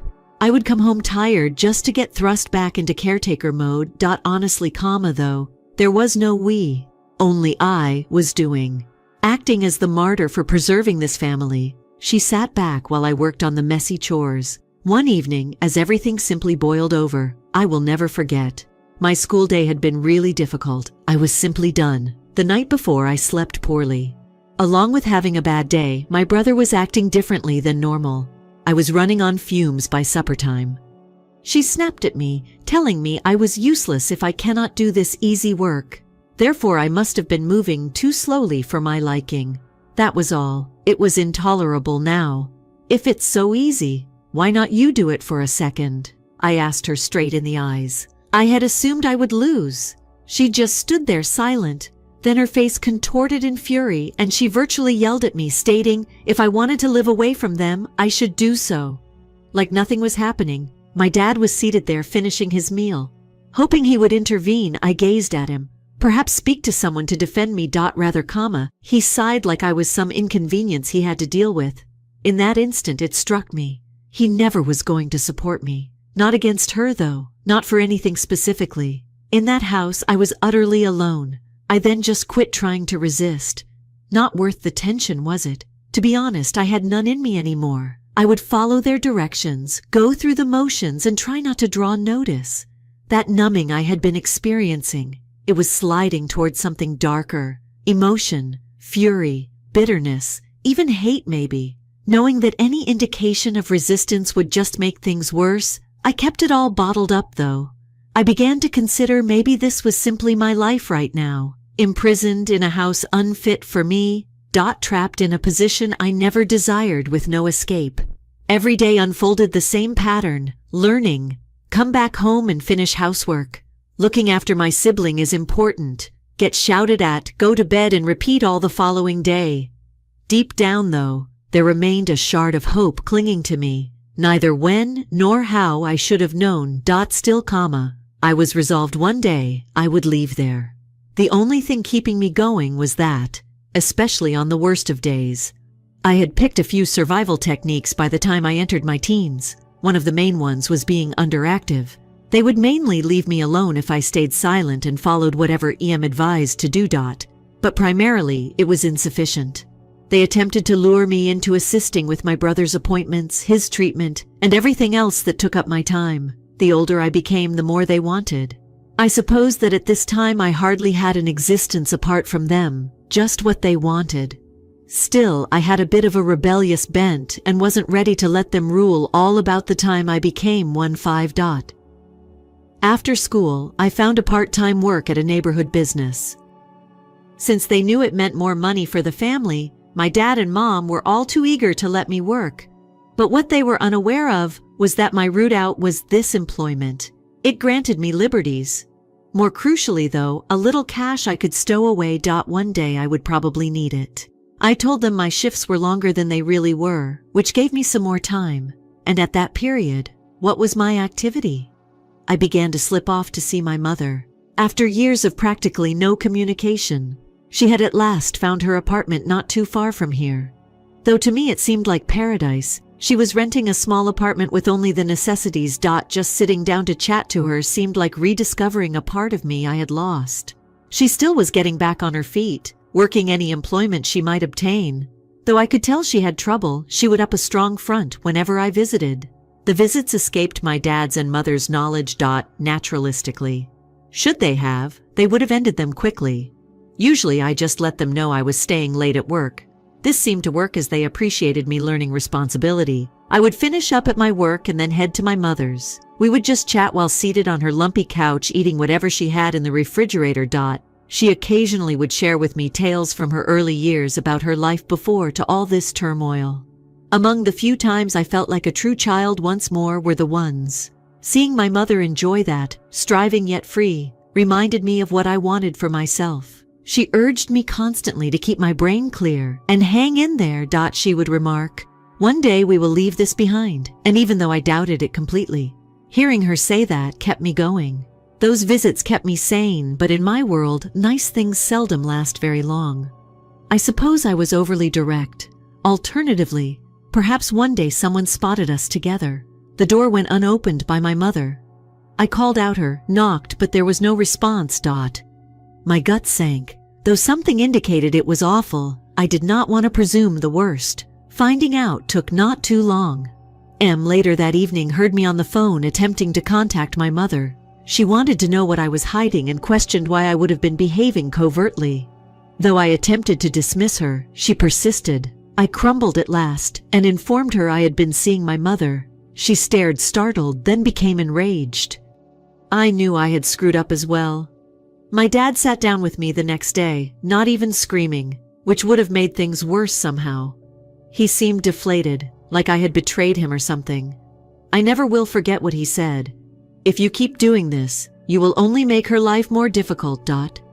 He said nothing more than that. Not an apology, not a pity, just a kind reminder. My behavior was somehow making things worse for my mother.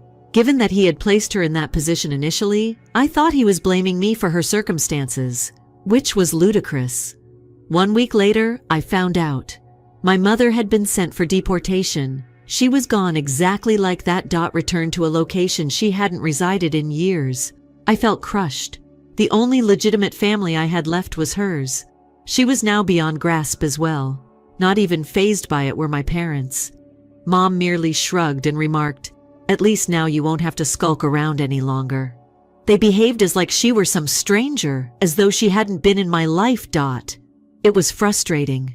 That day started something in me. That was the point at which I truly stopped worrying about what my dad or Em thought of me. They had removed the one person who really looked out for me. For what, too? To preserve their modest family image. It let me realize how disorganized they were, and that should I ever be free, I would have to live by my own guidelines without my mother around. Uncertain of what to do. I spent days lost, only running through the motions. Then something clicked though. I couldn't allow them to triumph. For me, they already had stolen so much, and I was not ready to let them imprison me indefinitely. I began returning to work, working extra shifts, saving yet more. Though I had no explicit strategy, I knew I would be ready when the time arrived. I attempted to be invisible once my mom was deported. I lowered my head, followed expectations, and steered clear of anything that would draw my dad's notice. Every day felt like I was walking on eggshells, and any incorrect action may set off one of them's moods, which could entail hours of nasty remarks and more work thrown upon me. Under all that I was organizing, though, if I wanted out, I realized I had to play my cards exactly. Suddenly then, my mother's friend showed up. Let me refer to her as Lisa. She was among the few people who hadn't cut off my mother following all of this. Lisa behaved as a true friend, the sort who stayed around even amid trying circumstances. She came to me after somehow learning about my circumstances. One day I received an SMS from an unidentified number. Said, "Hello, this is Lisa, your mother's buddy. I'm willing to assist." Not sure whether it was really genuine, I peered at it. It felt too sweet to be true, following all I had gone through. Still, it was true. And Lisa proved to be my lifeline as well. Where I could get away, we met in secret. She would choose a peaceful area free from recognition by anybody, typically some little bistro or vacant park. We could discuss anything. How had my mother been behaving following deportation? Her attempts to put her life back together and the extent she missed me. Finding out my mother was, at least living, gave me some hope. In a long time I hadn't felt. Lisa had little money, but she would divide it anyhow she could spare. "I should hide it," she said. And really trust me, I did. In my room, where I knew and would never visit, I had scattered the money haphazardly. She was too preoccupied ensuring I followed rules to see. Though little, the money accumulated over time. Though I had no explicit strategy, knowing I had some backup changed everything. I had some degree of control over my life for the first time. Lisa handed me something far more important than money one day, a low-cost ancient phone. It was only an antiquated model she had discovered, nothing special. Still, it worked. She informed me my mother had obtained a phone number and I could call her should I so want. My hands shook when I initially phoned the number. I was scared I might forget what my mum sounded like. I hadn't heard her in so long. I hardly could get any words out when she picked up. She was weeping, and I was standing there trying to keep myself together. On that initial call, we spoke little, yet it was sufficient to know she was there. We spoke any time I could slip away. Hearing her voice, even on a cheap phone, felt like getting a bit of my former life back. Lisa gave me more than just a phone and some money. She provided me guidance as well. She would advise me to keep up the charade until I was old enough to go permanently, and not allow my dad or create any cracks. She would advise not telling them they're getting to you. Though it wasn't easy living with those two, I wouldn't take her counsel. Every time I felt comfortable, they seemed to find a way to screw things back up once again. Mom discovered a little cache of money I had buried beneath my bed one evening. She turned accusing me of family theft. She refused to hear me try to explain that I had saved money for my job. She drew my dad into it, and they both sat me down, behaving as though I had committed some horrible treachery. My dad looked at me disappointedly, and I started raving about unappreciative children and how blessed I was to have a roof over my head. I spoke no words at all. Though in my brain I was furious, I let them continue behaving like I was sorry. Right then, I realized I would have to be much more vigilant going forward. I then became wiser. I began to hide money in locations I knew just outside the home. Occasionally, I would give it to Lisa to hang on to for me in case. She constantly advised me to save enough money to get by should things turn sour. Her encouragement was like this unseen safety net I could rely on, even if everything else seemed wobbly. I was almost living two lives at home by the time I was 17. I was this quiet, compliant child who never started problems. But outdoors, whether I got time with Lisa or spoke with my mother, I felt like myself. I had no need for acting. Without thinking someone would leap down my neck, I could laugh, weep, complain about him, or discuss the future. My motivation came from that tiny taste of freedom. Lisa started chatting to me about what I wanted to do next because she knew I was almost 18. Mom and Dad anticipated me to stay around, maybe permanently, to assist with my brother. They thought I would just remain as a regular component of their dysfunctional system. Lisa pointed out, though, that I had choices, even if they weren't ideal. Lisa sat down one day and said, "Have you considered college or anything else you might want to do after turning 18? She was deliberate, not merely chatting. I hadn't thought about college much since it seemed unattainable with little support from my parents and scarcely any money. I figured it was a fantasy out of grasp, but she didn't let it go. She urged me to seek for scholarships, stating I deserved a genuine opportunity. Lisa had started chatting to my mother about securing a scholarship for me, although at the time I had no idea. She didn't tell me immediately away, possibly because she didn't want to get my hopes up. Knowing she was in my corner like that, though, meant more than I could have possibly spoken. I spent that last year simply scraping by, clinging on to the money I'd saved and keeping my goals a secret. The days melted together, with survival my primary concentration, until I reached that wonderful age when I could leave without their permission. Every time Em would nag or my dad would ignore me, I would simply tell myself just a bit longer. It was my motto, the thing that prevented me from cracking. I was ready as my 18th birthday started to approach. The money I'd saved wasn't much, but it was plenty. Enough to go away, enough to start over, enough to finally take charge of my own life. Lisa and my mom had given me everything they could, and now it was up to me. The countdown was on, and every day that passed, I got one step closer to freedom. I could nearly taste it. When I turned 18, I knew my life was going to change. I've been waiting for this day for so long, planning, saving, counting down every single day, until I could finally leave my dad's house without having to ask anyone's permission. I slept hardly the evening before. I constantly reviewing my strategy to make sure I had everything I would need. Never had I felt this anxious, everything I had been concealing for so long. But concurrently, I experienced this unusual tranquility. I knew that at the end of the day, I'd be free. My dad and Em didn't suspect anything. They assumed I'd be around forever, always eager to help with my brother and tackle whatever they threw at me. I hadn't told them about any of my ideas. Why would I? All they'd done over the years was neglect or degrade me, making me feel like I owed them my time, my energy, my whole existence. Still, they did not possess me, and today I was at last going to demonstrate it. I loaded everything I had been storing early that morning. Lisa had handed me a little duffel bag filled with clothing, money, and anything valuable I could have managed. I gazed around my room for the final time, this space that had seemed more like a prison cell than a bedroom. I didn't feel sad or nostalgic. All I felt was relief, like I was finally peeling off a thick coat that had been weighing me down for years. My dad was at work, and Em was distracted with my brother as usual. It was a wonderful arrangement. I didn't want any drama, no big goodbye, just a quiet leaving that would leave everyone wondering.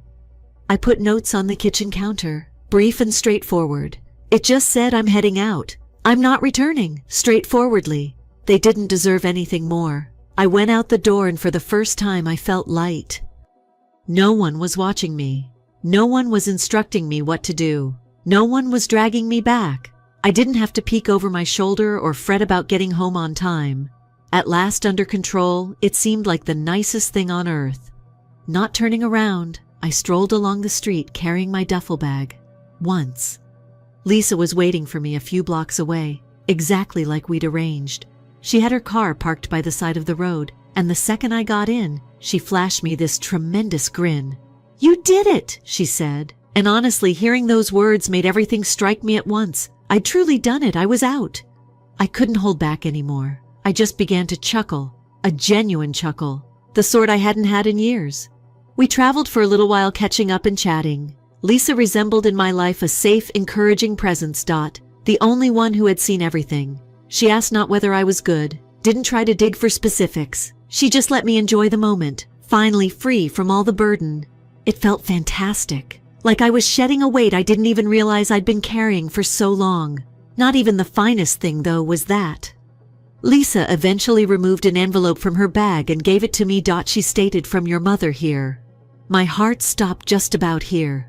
Though we spoke a few times, I hadn't dared to think my mom would be engaged in my escape since she was deported. She hadn't seen me in person, but here was this mail bearing my name in her known handwriting. Within there was an airline ticket to my mother's nation. Speechless, comma. I just gazed at it as my thoughts struggled to catch up. Totally shocked, I turned to face Lisa. She nodded and grinned as though she were reading my mind.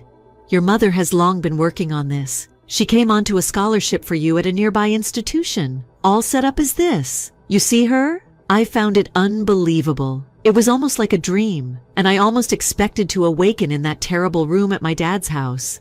Nonetheless, this was actual. My mother had done something rather amazing. Not even anything I would have considered feasible. She had figured out a means of starting me over, far from all that had depressed me for years.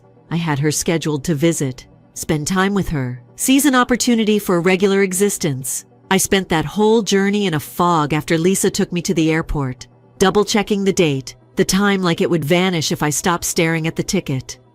Though it was mine, the whole affair felt unreal, as though I was observing someone else's narrative. At the airport, at last, something decent was happening to me. Lisa gave me a really firm embrace. "Look out for yourself," she said.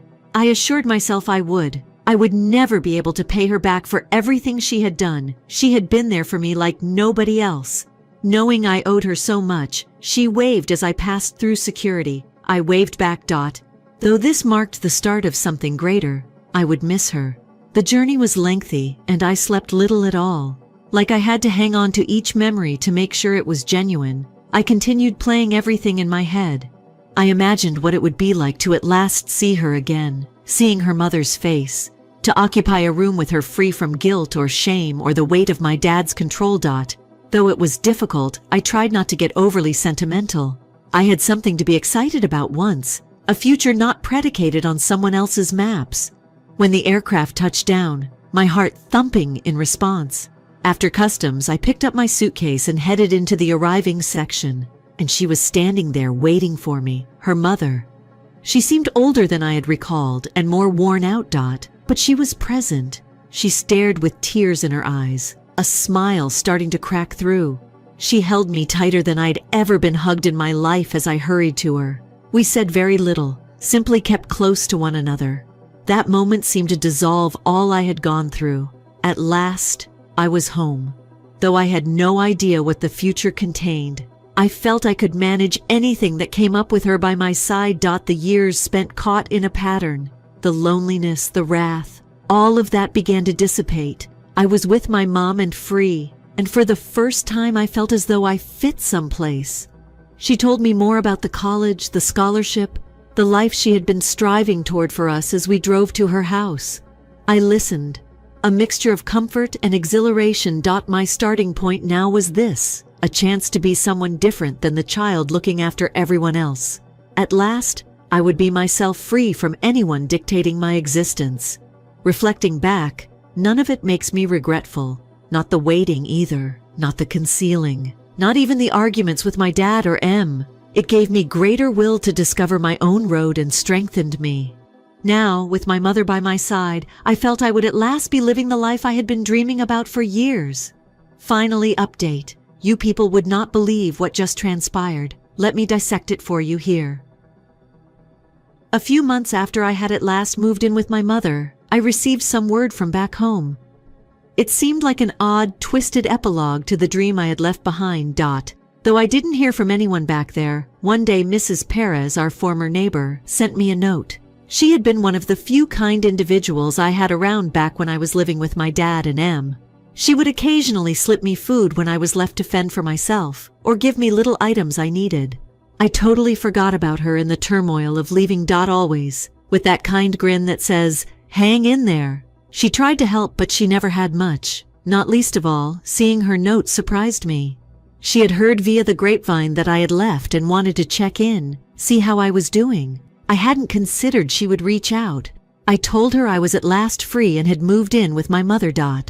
She delightedly felt this. She even texted a small love emoji, which was rather romantic coming from her. Her telling me what was happening back at my dad's place, though, truly caught me off guard. As it happens, things had gone rapidly south once I departed. My mother and dad were in the throes of a horrible divorce. Reading that paragraph almost caused me to drop my phone. Divorce.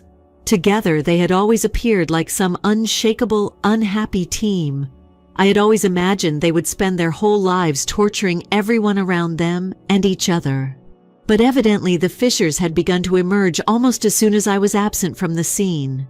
Mrs. Perez said it seemed as though Mom had captured when I went. She had been growing more demanding, berating my dad over everything, particularly on the care of my half-brother. I suppose all the weight I used to bear was thrown directly on them, and none of them could manage it. Without me there to keep it sewn together, the entire arrangement came apart. When I consider it, it's darkly funny how they would have dumped everything on me for years, treating me as useless. And they were disintegrating since I was gone. Still, that was not even the craziest part. Mrs. Perez nuke landed on me. My sibling was not even the offspring of Dad. I was first only in astonishment. I had years of looking after the child. Given he claimed to be my half-brother, we were family, and along it had been a lie. Mrs. Perez clarified that there had been some type of medical problem, something major that called for understanding family history. And thus everything started to fall apart. Thinking DNA testing might assist identify the cause, my dad had gone through it and discovered he had no relationship whatsoever to my brother. My dad apparently became rather angry. He thought he had fallen into a scam, like Em had somehow misled him into this lifetime. Not even his was what I meant. To be honest, Mrs. Perez's telling me it seemed like some sort of twisted justice made me nearly giggle. All those years he had been hovering over me, making me feel tiny and using me to help with his children. And he then discovered the child was not even his. There was no greater finale for their small, ideal family farce. Mrs. Perez reported that my dad packed his luggage and fled once the test results came in. He wanted nothing associated with Em or her son anymore. He would have totally abandoned them. Em was in a mess, she informed me, weeping to everyone who would listen about how unfair it all was. I will say straight up that I wanted to go back there only to witness her facial expression. She treated me like garbage during all those years, like I owed her my entire life. She was the one left by herself now, handling all on her own. Learning about my dad's response seemed contradictory. To be honest, I loathed him for a long time. He had treated me like nothing at all, for the benefit of a child he didn't even know was his.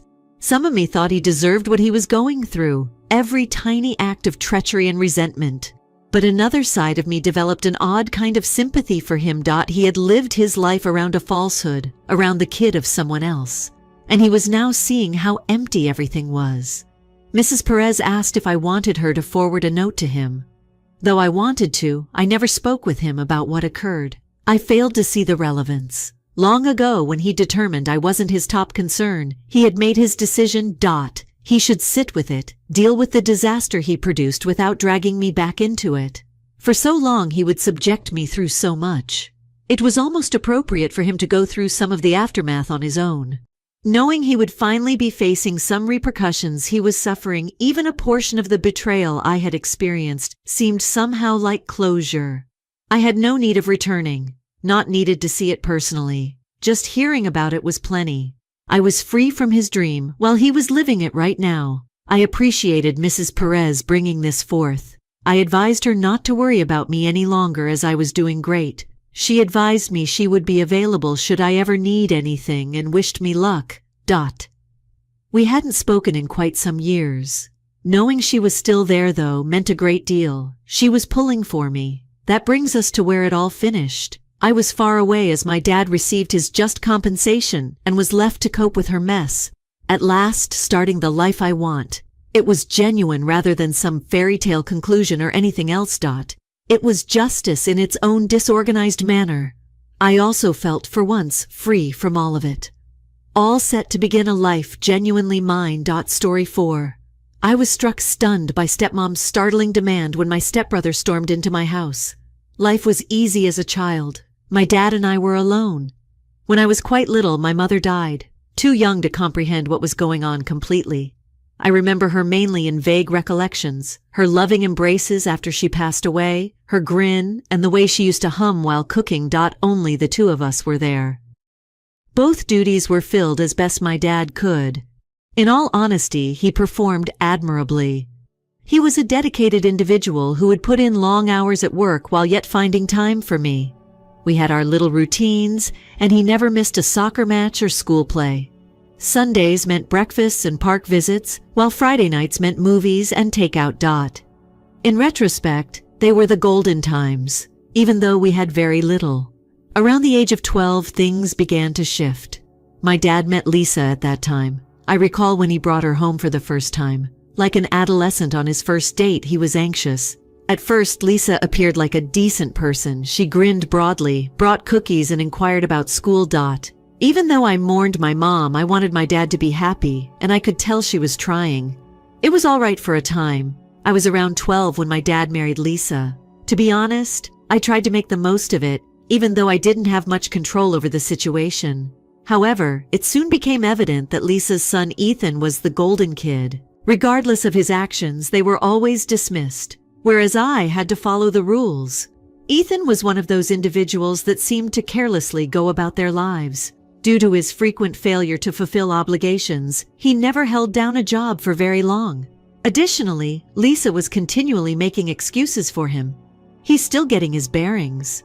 Or he will finally find his way, she would say.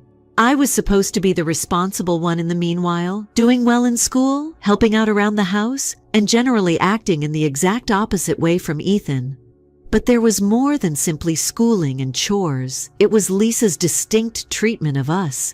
There would be repercussions if I made even a small mistake. I would be grounded, have all of my privileges revoked, etc. However, Ethan, he might make a huge mistake and just receive a little reprimand. He would neglect his household responsibilities, skip school, or miss curfew.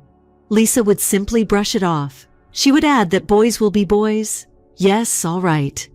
The thing that really annoyed me was how unaware my dad appeared to be of everything. I could understand his attempt to act as a father figure to Ethan, but occasionally it seemed like he was too preoccupied with integrating the family to see how much Lisa preferred Ethan. I recall working all summer long doing odd jobs and mowing lawns in order to save money for a new bike. I was ecstatic, but Ethan decided he needed a new game system just before I purchased it. My dad had been saving money for something else, but Lisa persuaded him to contribute part of it.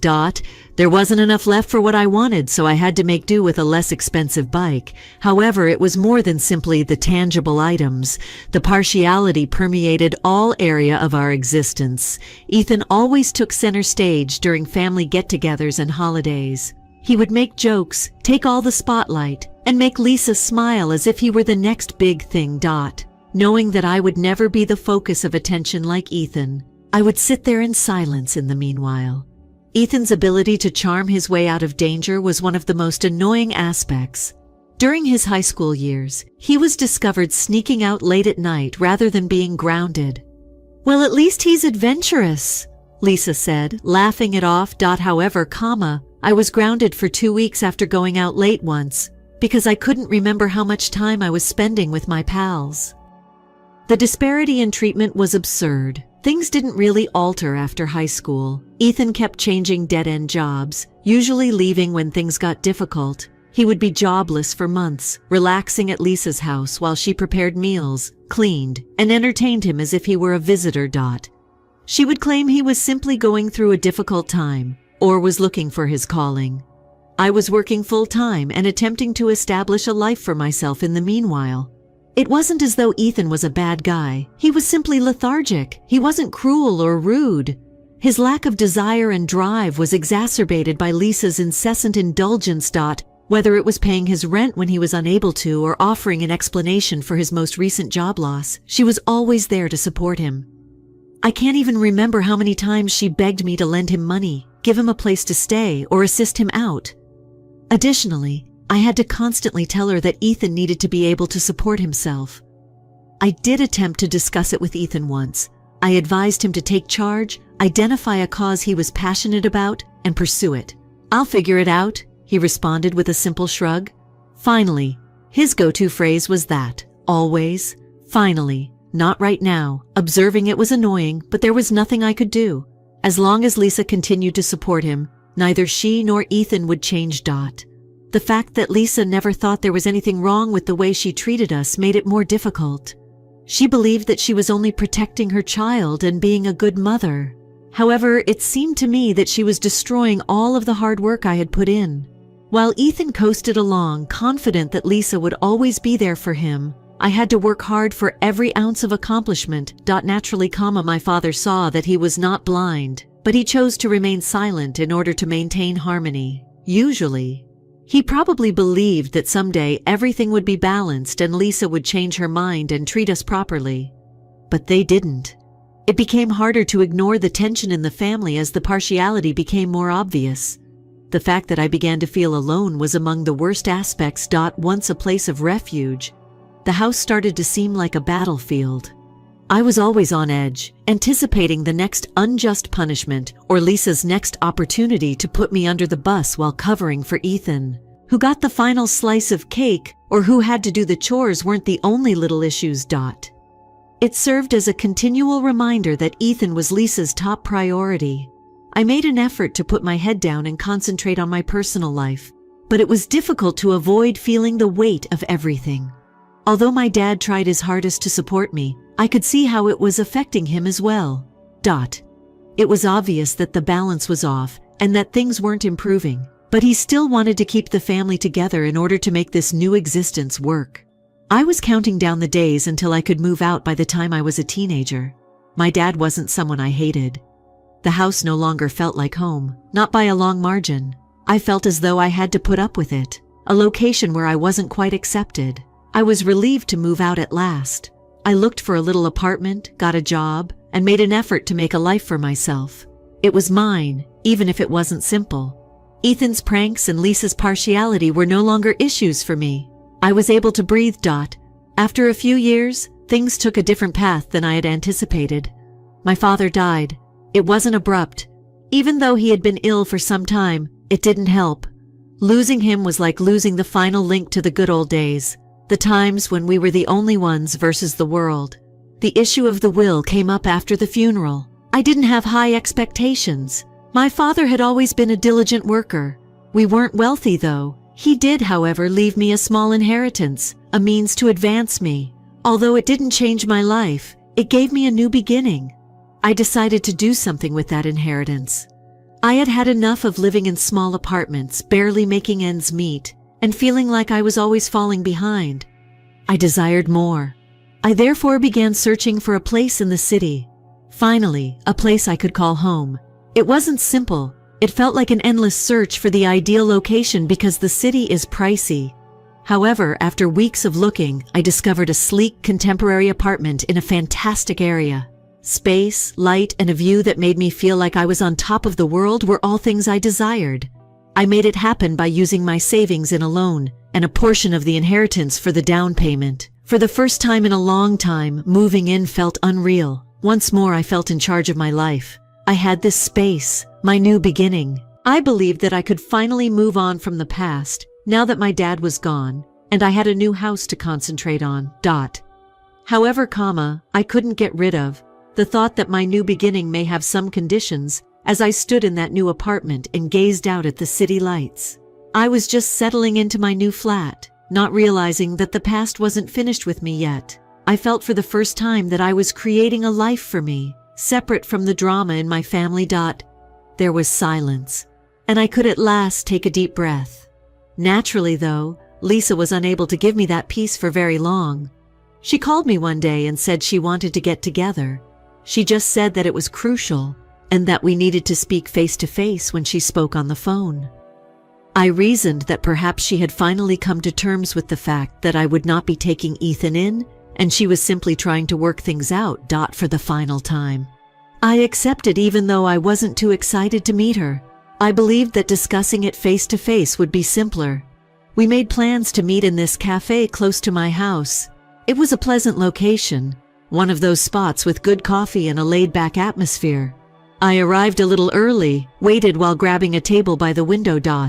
About 10 minutes later, Lisa entered, but she wasn't alone herself. Ethan was behind her. And to be honest, I felt sick to my stomach. This would not be a straightforward conversation.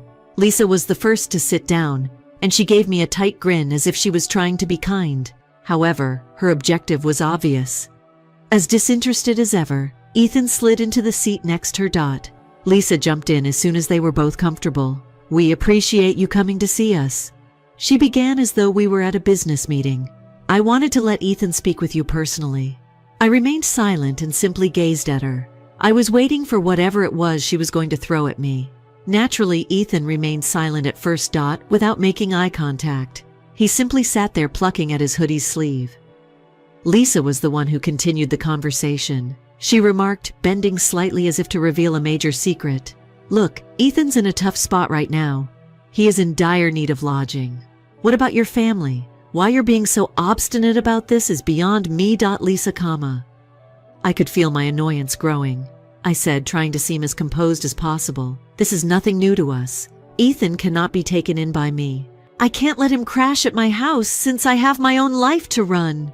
Ethan eventually said something before Lisa could reply. "It is only for a short time." Without even glancing at me, he mumbled, "I swear I will get back on my feet." Coming from him was rich. That pledge had never meant anything to me before. I rubbed my temples and moaned. "I don't personally dislike you, Ethan. However, this goes beyond simply providing you with a place to crash. Man, you have to work things out. You cannot continue to depend on others to save you." Lisa's tone sharpened as she jumped in again. "Your father would have wanted you to assist, you know. Family was always important to him. Furthermore, I'm shocked that you're abandoning us." That struck a chord. She realized it was a low blow to bring up Dad.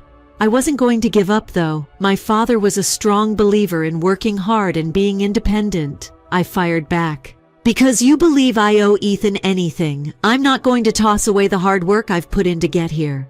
After then, things became heated. Ethan having no one else, Lisa began to ramble. How I was disappointing the family and acting selfishly. Ethan sat there, seemingly content to be somewhere else. This, to be honest, made me even more angry if he requested assistance. At some point, he may at least appear to be interested in the discussion. It was obvious that Lisa had been waiting for the proper opportunity to drop the surprise. "I'll have to take legal action if you don't help," she stated icily. "Technically, Ethan has a claim because you utilized a portion of the inheritance on that flat. That was it." My blood pressure went up. "Are you serious now? I lost my temper. Are you really going to take this all the way to court to have me take Ethan in?" Lisa didn't even bat an eyelid. She added, "I'm just doing what's best for my son," as if that were the most sensible thing ever. It seemed unbelievable to me. She was prepared to fail. "Are you forcing this on me when our relationship is already strained?" I grabbed my jacket and got up. "Lisa, you know what? It's okay if you want to play it that way. Take the necessary action. However, don't expect me to give in and allow you use it to bully me." They were seated there when I left the cafe. I was furious. The extent Lisa was prepared to go to astounded me. From the beginning, it seemed like a setup, as if they had coordinated this ambush. What's the worst? I was aware that it wasn't over yet. Lisa had no intention of giving up so quickly, and for as long as he could, Ethan was going to endure this. I couldn't stop replaying the entire discussion in my mind on the drive home, about all the possible approaches I may have taken. But I knew in my heart that I couldn't win with Lisa. She would always find a way to make things work in her favor. I was emotionally and psychologically spent by the time I returned to my flat. In an attempt to think of my next course of action, I collapsed onto the couch and gazed out the window at the city lights. But one thing was obvious. This was not the end of the conflict. I hoped that Lisa would take the message and retreat after her ambush at the cafe. However, no. My dad's former lawyer sent me an email a few days later. It was one of those emails where we need to chat. That's never a good sign. I assumed Lisa must have agitated someone, but I was surprised by what transpired next. Mr. Davis, the lawyer, invited me to stop by his office to talk about a significant issue pertaining to your late father's inheritance. Everything about it seemed strange. I believed that my dad's estate had been handled long ago. I arrived. Curiosity more than anything else. As soon as I arrived to Davis's office, he went right to the point. Michael, he said, the usage of inheritance money for your flat has drawn criticism from your stepmother. She is implying that your stepbrother is legally entitled to the property. It nearly made me chuckle. Are you serious? Lisa is making a lot of effort to pull it off. Trying not to lose my temper, I asked. Davis looked serious as he nodded. She is asserting that Ethan has an interest in the flat because a portion of it was bought using inheritance funds. There is a possibility that a judge will concur if this case goes to trial. Even though I'm not a lawyer, I could understand how absurd this sounded. Come on, Davis. We divided the inheritance equally between us. I purchased the property using my share, my own funds, and a loan. Ethan also received his part. It is his business what he did with it. It's accurate. Davis leaned back in his chair and spoke. However, when it comes to family conflicts, the law may be complex. Although Lisa's case is weak, it might become a headache if she pushes it too much. Fantastic. It was just what I needed. A hassle with the law, thanks to Lisa. I felt like I had been taken advantage of as I left the office. Her willingness to take this issue to court astounded me. All because I wouldn't allow Ethan to spend the night at my house. I couldn't get it off my mind. This was a new low for Lisa, who had always been manipulative. She was going to play dirty, truly. I made the decision to defend myself. I contacted a lawyer early the next morning. A friend of mine who was an expert in estate disputes had suggested me. I wasn't going to roll over if Lisa wanted to fight. Sarah, my new attorney, was eager to get to work when we first met. Do you have any records of the payment for the unit, Michael? She inquired. Yes, I do have all of the bank statements, receipts, and records of what I stated. Only around 10% of the expenses were paid by the bequest. The remainder came from a loan and my savings. Sarah gave a delighted nod. Excellent, that will be beneficial. However, we must delve a bit more. There should be no surprises, I hope. Unexpected? That word stayed with me.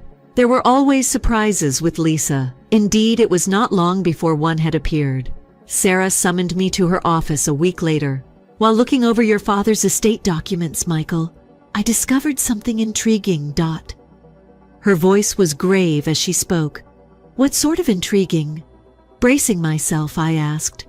There are property accounts that your father had but were strangely missed, as well as assets that were never revealed during the original settlement investments.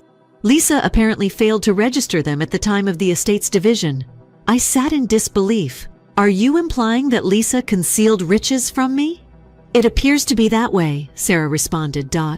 These assets ought to have been divided in the inheritance if they were a component of your father's estate. However, Lisa asserted her ownership over them. What I was hearing was unbelievable. Although Lisa had always been dubious, this was even more so. In reality, she had kept a portion of my dad's fortune hidden for herself. She now had the audacity to pursue me for my flat. Now, what should we do? With my head racing, I asked. Well, we have two options, Sarah said. A protracted legal fight may result from our filing a claim to challenge the first estate settlement. We may also use this as leverage to persuade Lisa to give up. I didn't have to second-guess myself. Let's pursue her, I said. It's okay if she wants to play dirty. She isn't getting away with this, though. Things became heated throughout the course of the next weeks. After gathering all the evidence, Sarah and her colleagues discovered that Lisa had been holding a little fortune. When the estate was divided, I was not aware of any investments, a rental property, or even any sizable bank accounts. Lisa continued to pursue her claim to my flat in the interim. To put pressure on me, she had even enlisted the help of certain family members, conveying the idea that families should remain united. Ethan also needs your assistance. I wasn't buying it. It was all bullshit. Finally, the day arrived for Sarah to submit the claim. Officially, it was. Lisa was the target of our pursuit for asset concealment. The expression on her face when she learned. Priceless. It had caught her off guard. She also didn't make a swift recovery for once. I knew, however, that this was not the end. Lisa wasn't going down without a fight because she was a fighter. Nevertheless, I was relieved. In a long time, for the first time, I was doing more than just responding to her games. I was in charge as we readied ourselves for the next court case. It was impossible for me not to consider how things had come to this. Control and making sure Ethan had an easy ride had always been Lisa's priorities, and she was now prepared to destroy the family in order to maintain that. However, I wasn't the same child who had to tolerate her nonsense. I had a life of my own back then, my own space now, and I refused to allow her to ruin that. I was prepared for the struggle, which was mine. Things were finally coming to a head after all the research, claim filing, and legal back and forth. Lisa had been exposed for concealing assets from my father's estate.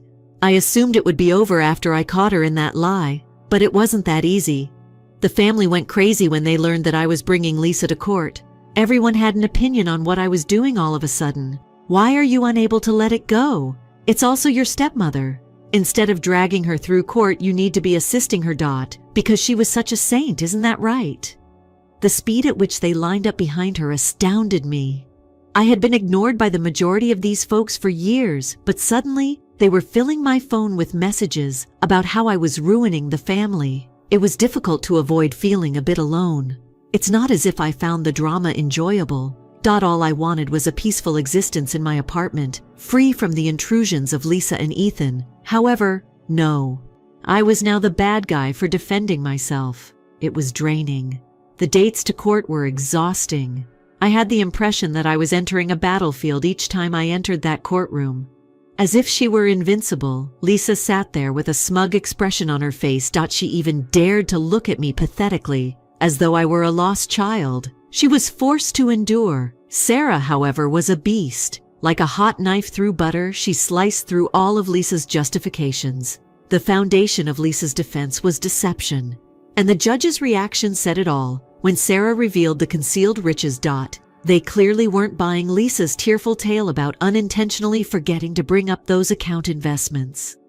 The ultimate decision in my favor. The money Lisa owed from the undisclosed assets had to be paid out. Additionally, the judge dismissed her absurd argument that Ethan was entitled to my residence. I felt as though a tremendous burden had been removed. I felt like I could finally breathe again as I left that courtroom.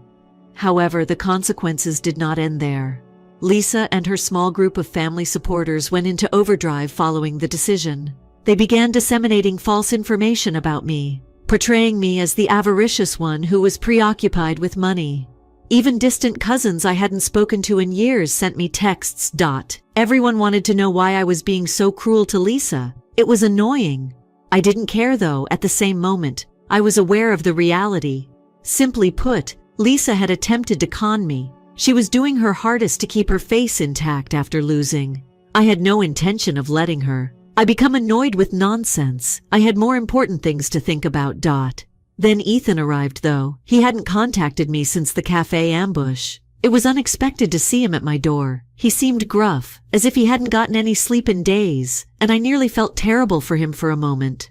Nearly. Can we have a conversation? His voice was tentative and low as he requested. I allowed him in even though I didn't want to go through another guilt trip.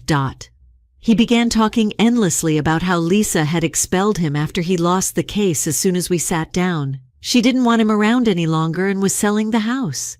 He needed a place to stay since he was desperate. Before he could go too far into his sob tale, I interrupted him. We've gone through this before, Ethan. I am unable to assist you. You have to work this out for yourself.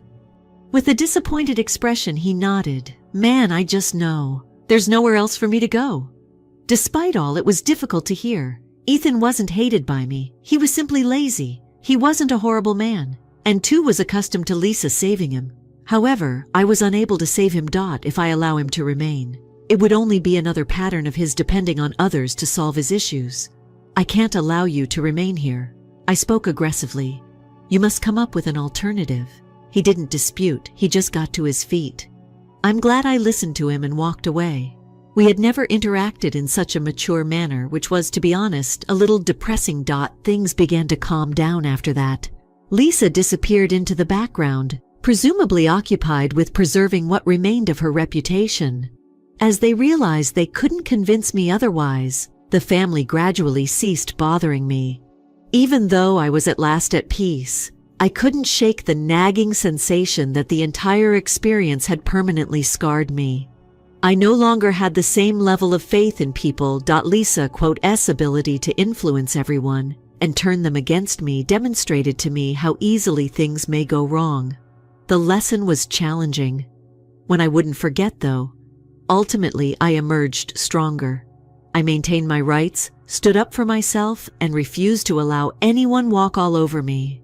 Although it wasn't enjoyable or simple, it was essential. I could now at last concentrate on leading the life I had always desired, free from the specter of family strife. Regarding Ethan, I hope he worked things out, but I'm not sure where he ended up. Perhaps he needed a wake-up call after being shut off. Or perhaps not.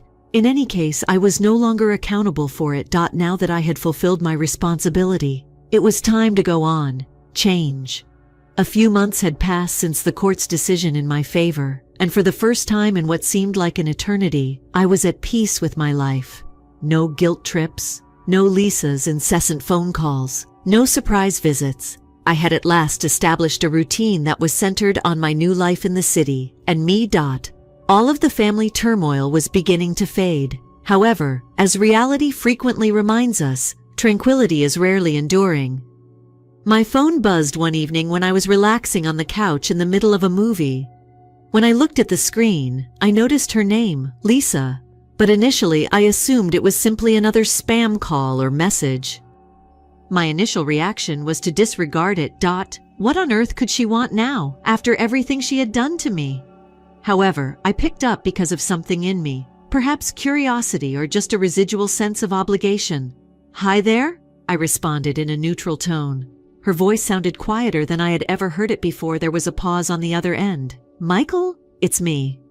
"I know," I said somewhat icily. "Lisa, what do you want?" One more pause. This was not the self-assured, cunning Lisa I was accustomed to. Her voice was one of defeat. I need your assistance." At last she spoke. I sighed. She obviously needed assistance. She was always in need of assistance. "What can you help with?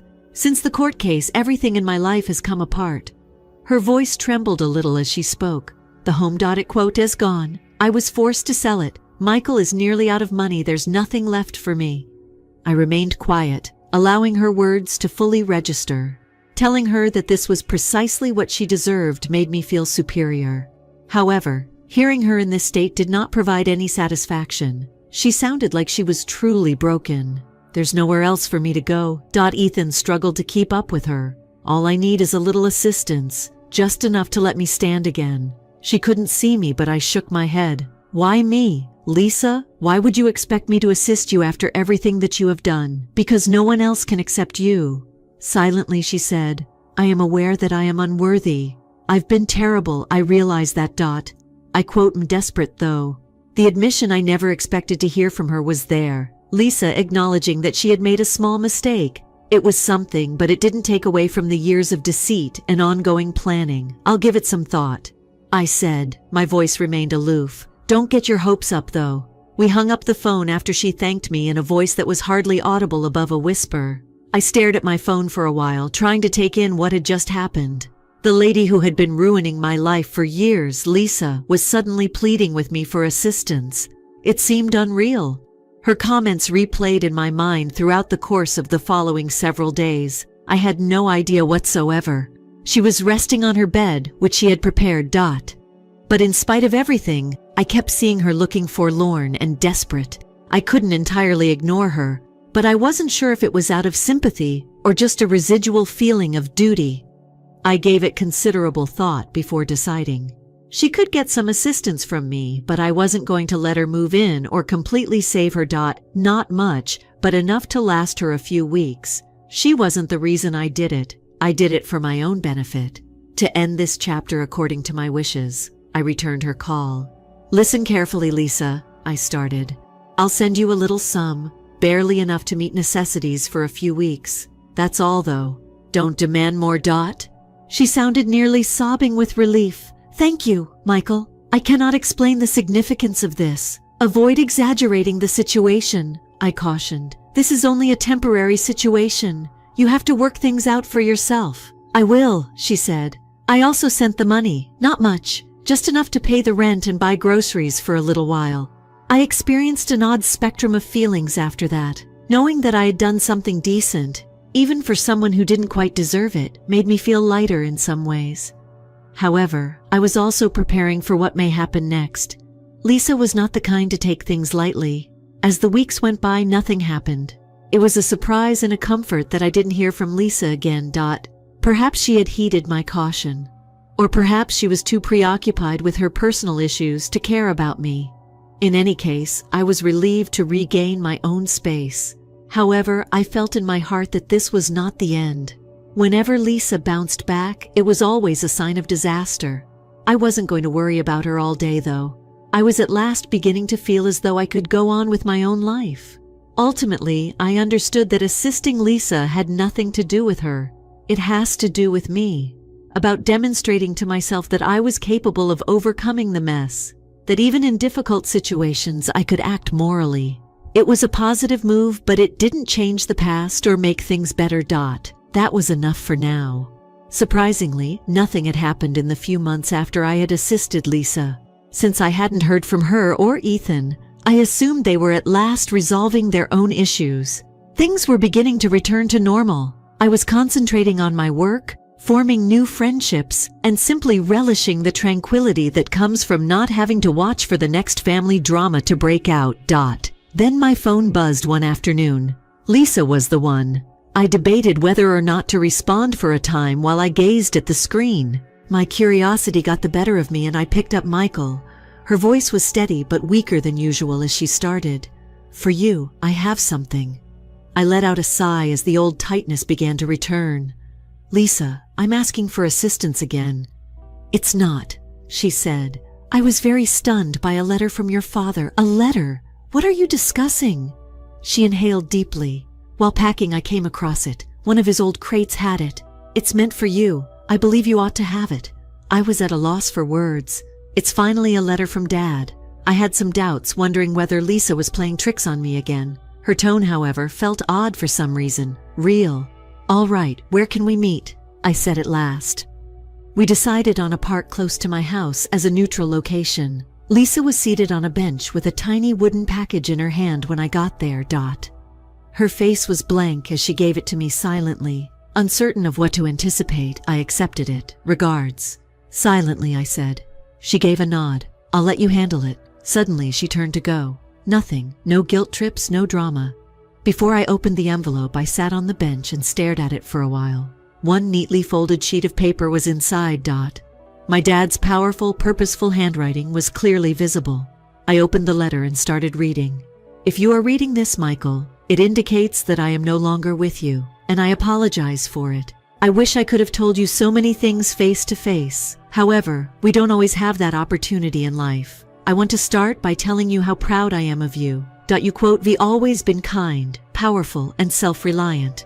I'm aware that life has not been easy, particularly after your mother's death. However, you have exuded strength and grace. I apologize. Sometimes I wasn't there when you needed me to be. I thought that my marriage to Lisa would strengthen our bonds, give you another family. However, I am aware that things didn't work out that way. I witnessed your hardships, the injustice, and the disparate treatment you received. I ought to have done more to defend you. My greatest regret is that, Michael, the inheritance was more than money. It was my attempt to provide you with the life you are worthy of. I wanted a new beginning for you. An opportunity to create something for oneself, free from the burden of the past. You would take care of Ethan, but I knew Lisa would. You also needed someone to take care of you.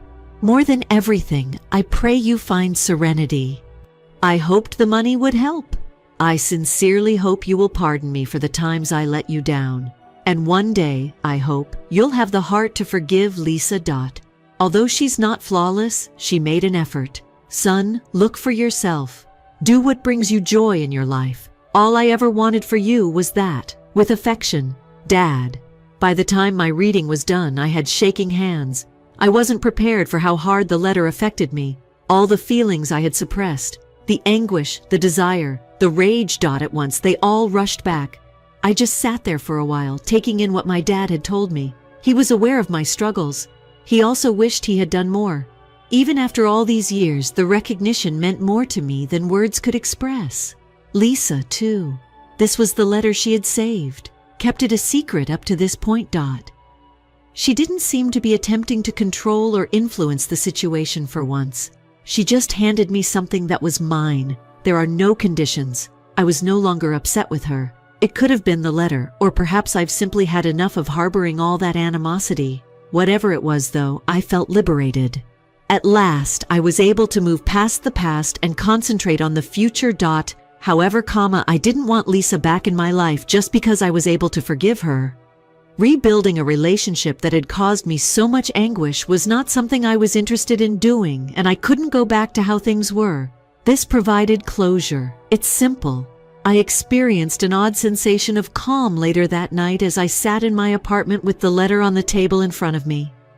I didn't even know I needed permission to go on until I heard my dad's remarks. Lisa might still sometimes get in touch with me, and Ethan might reappear, but I was aware of my current position. Not only did I no longer owe them anything, but I was also freed from the burden of our common history. After carefully folding the letter, I put it in a drawer. It reminded me of my origins and was a part of my story, but it didn't specify my direction. I felt like I could finally move on for the first time in a long time, and it was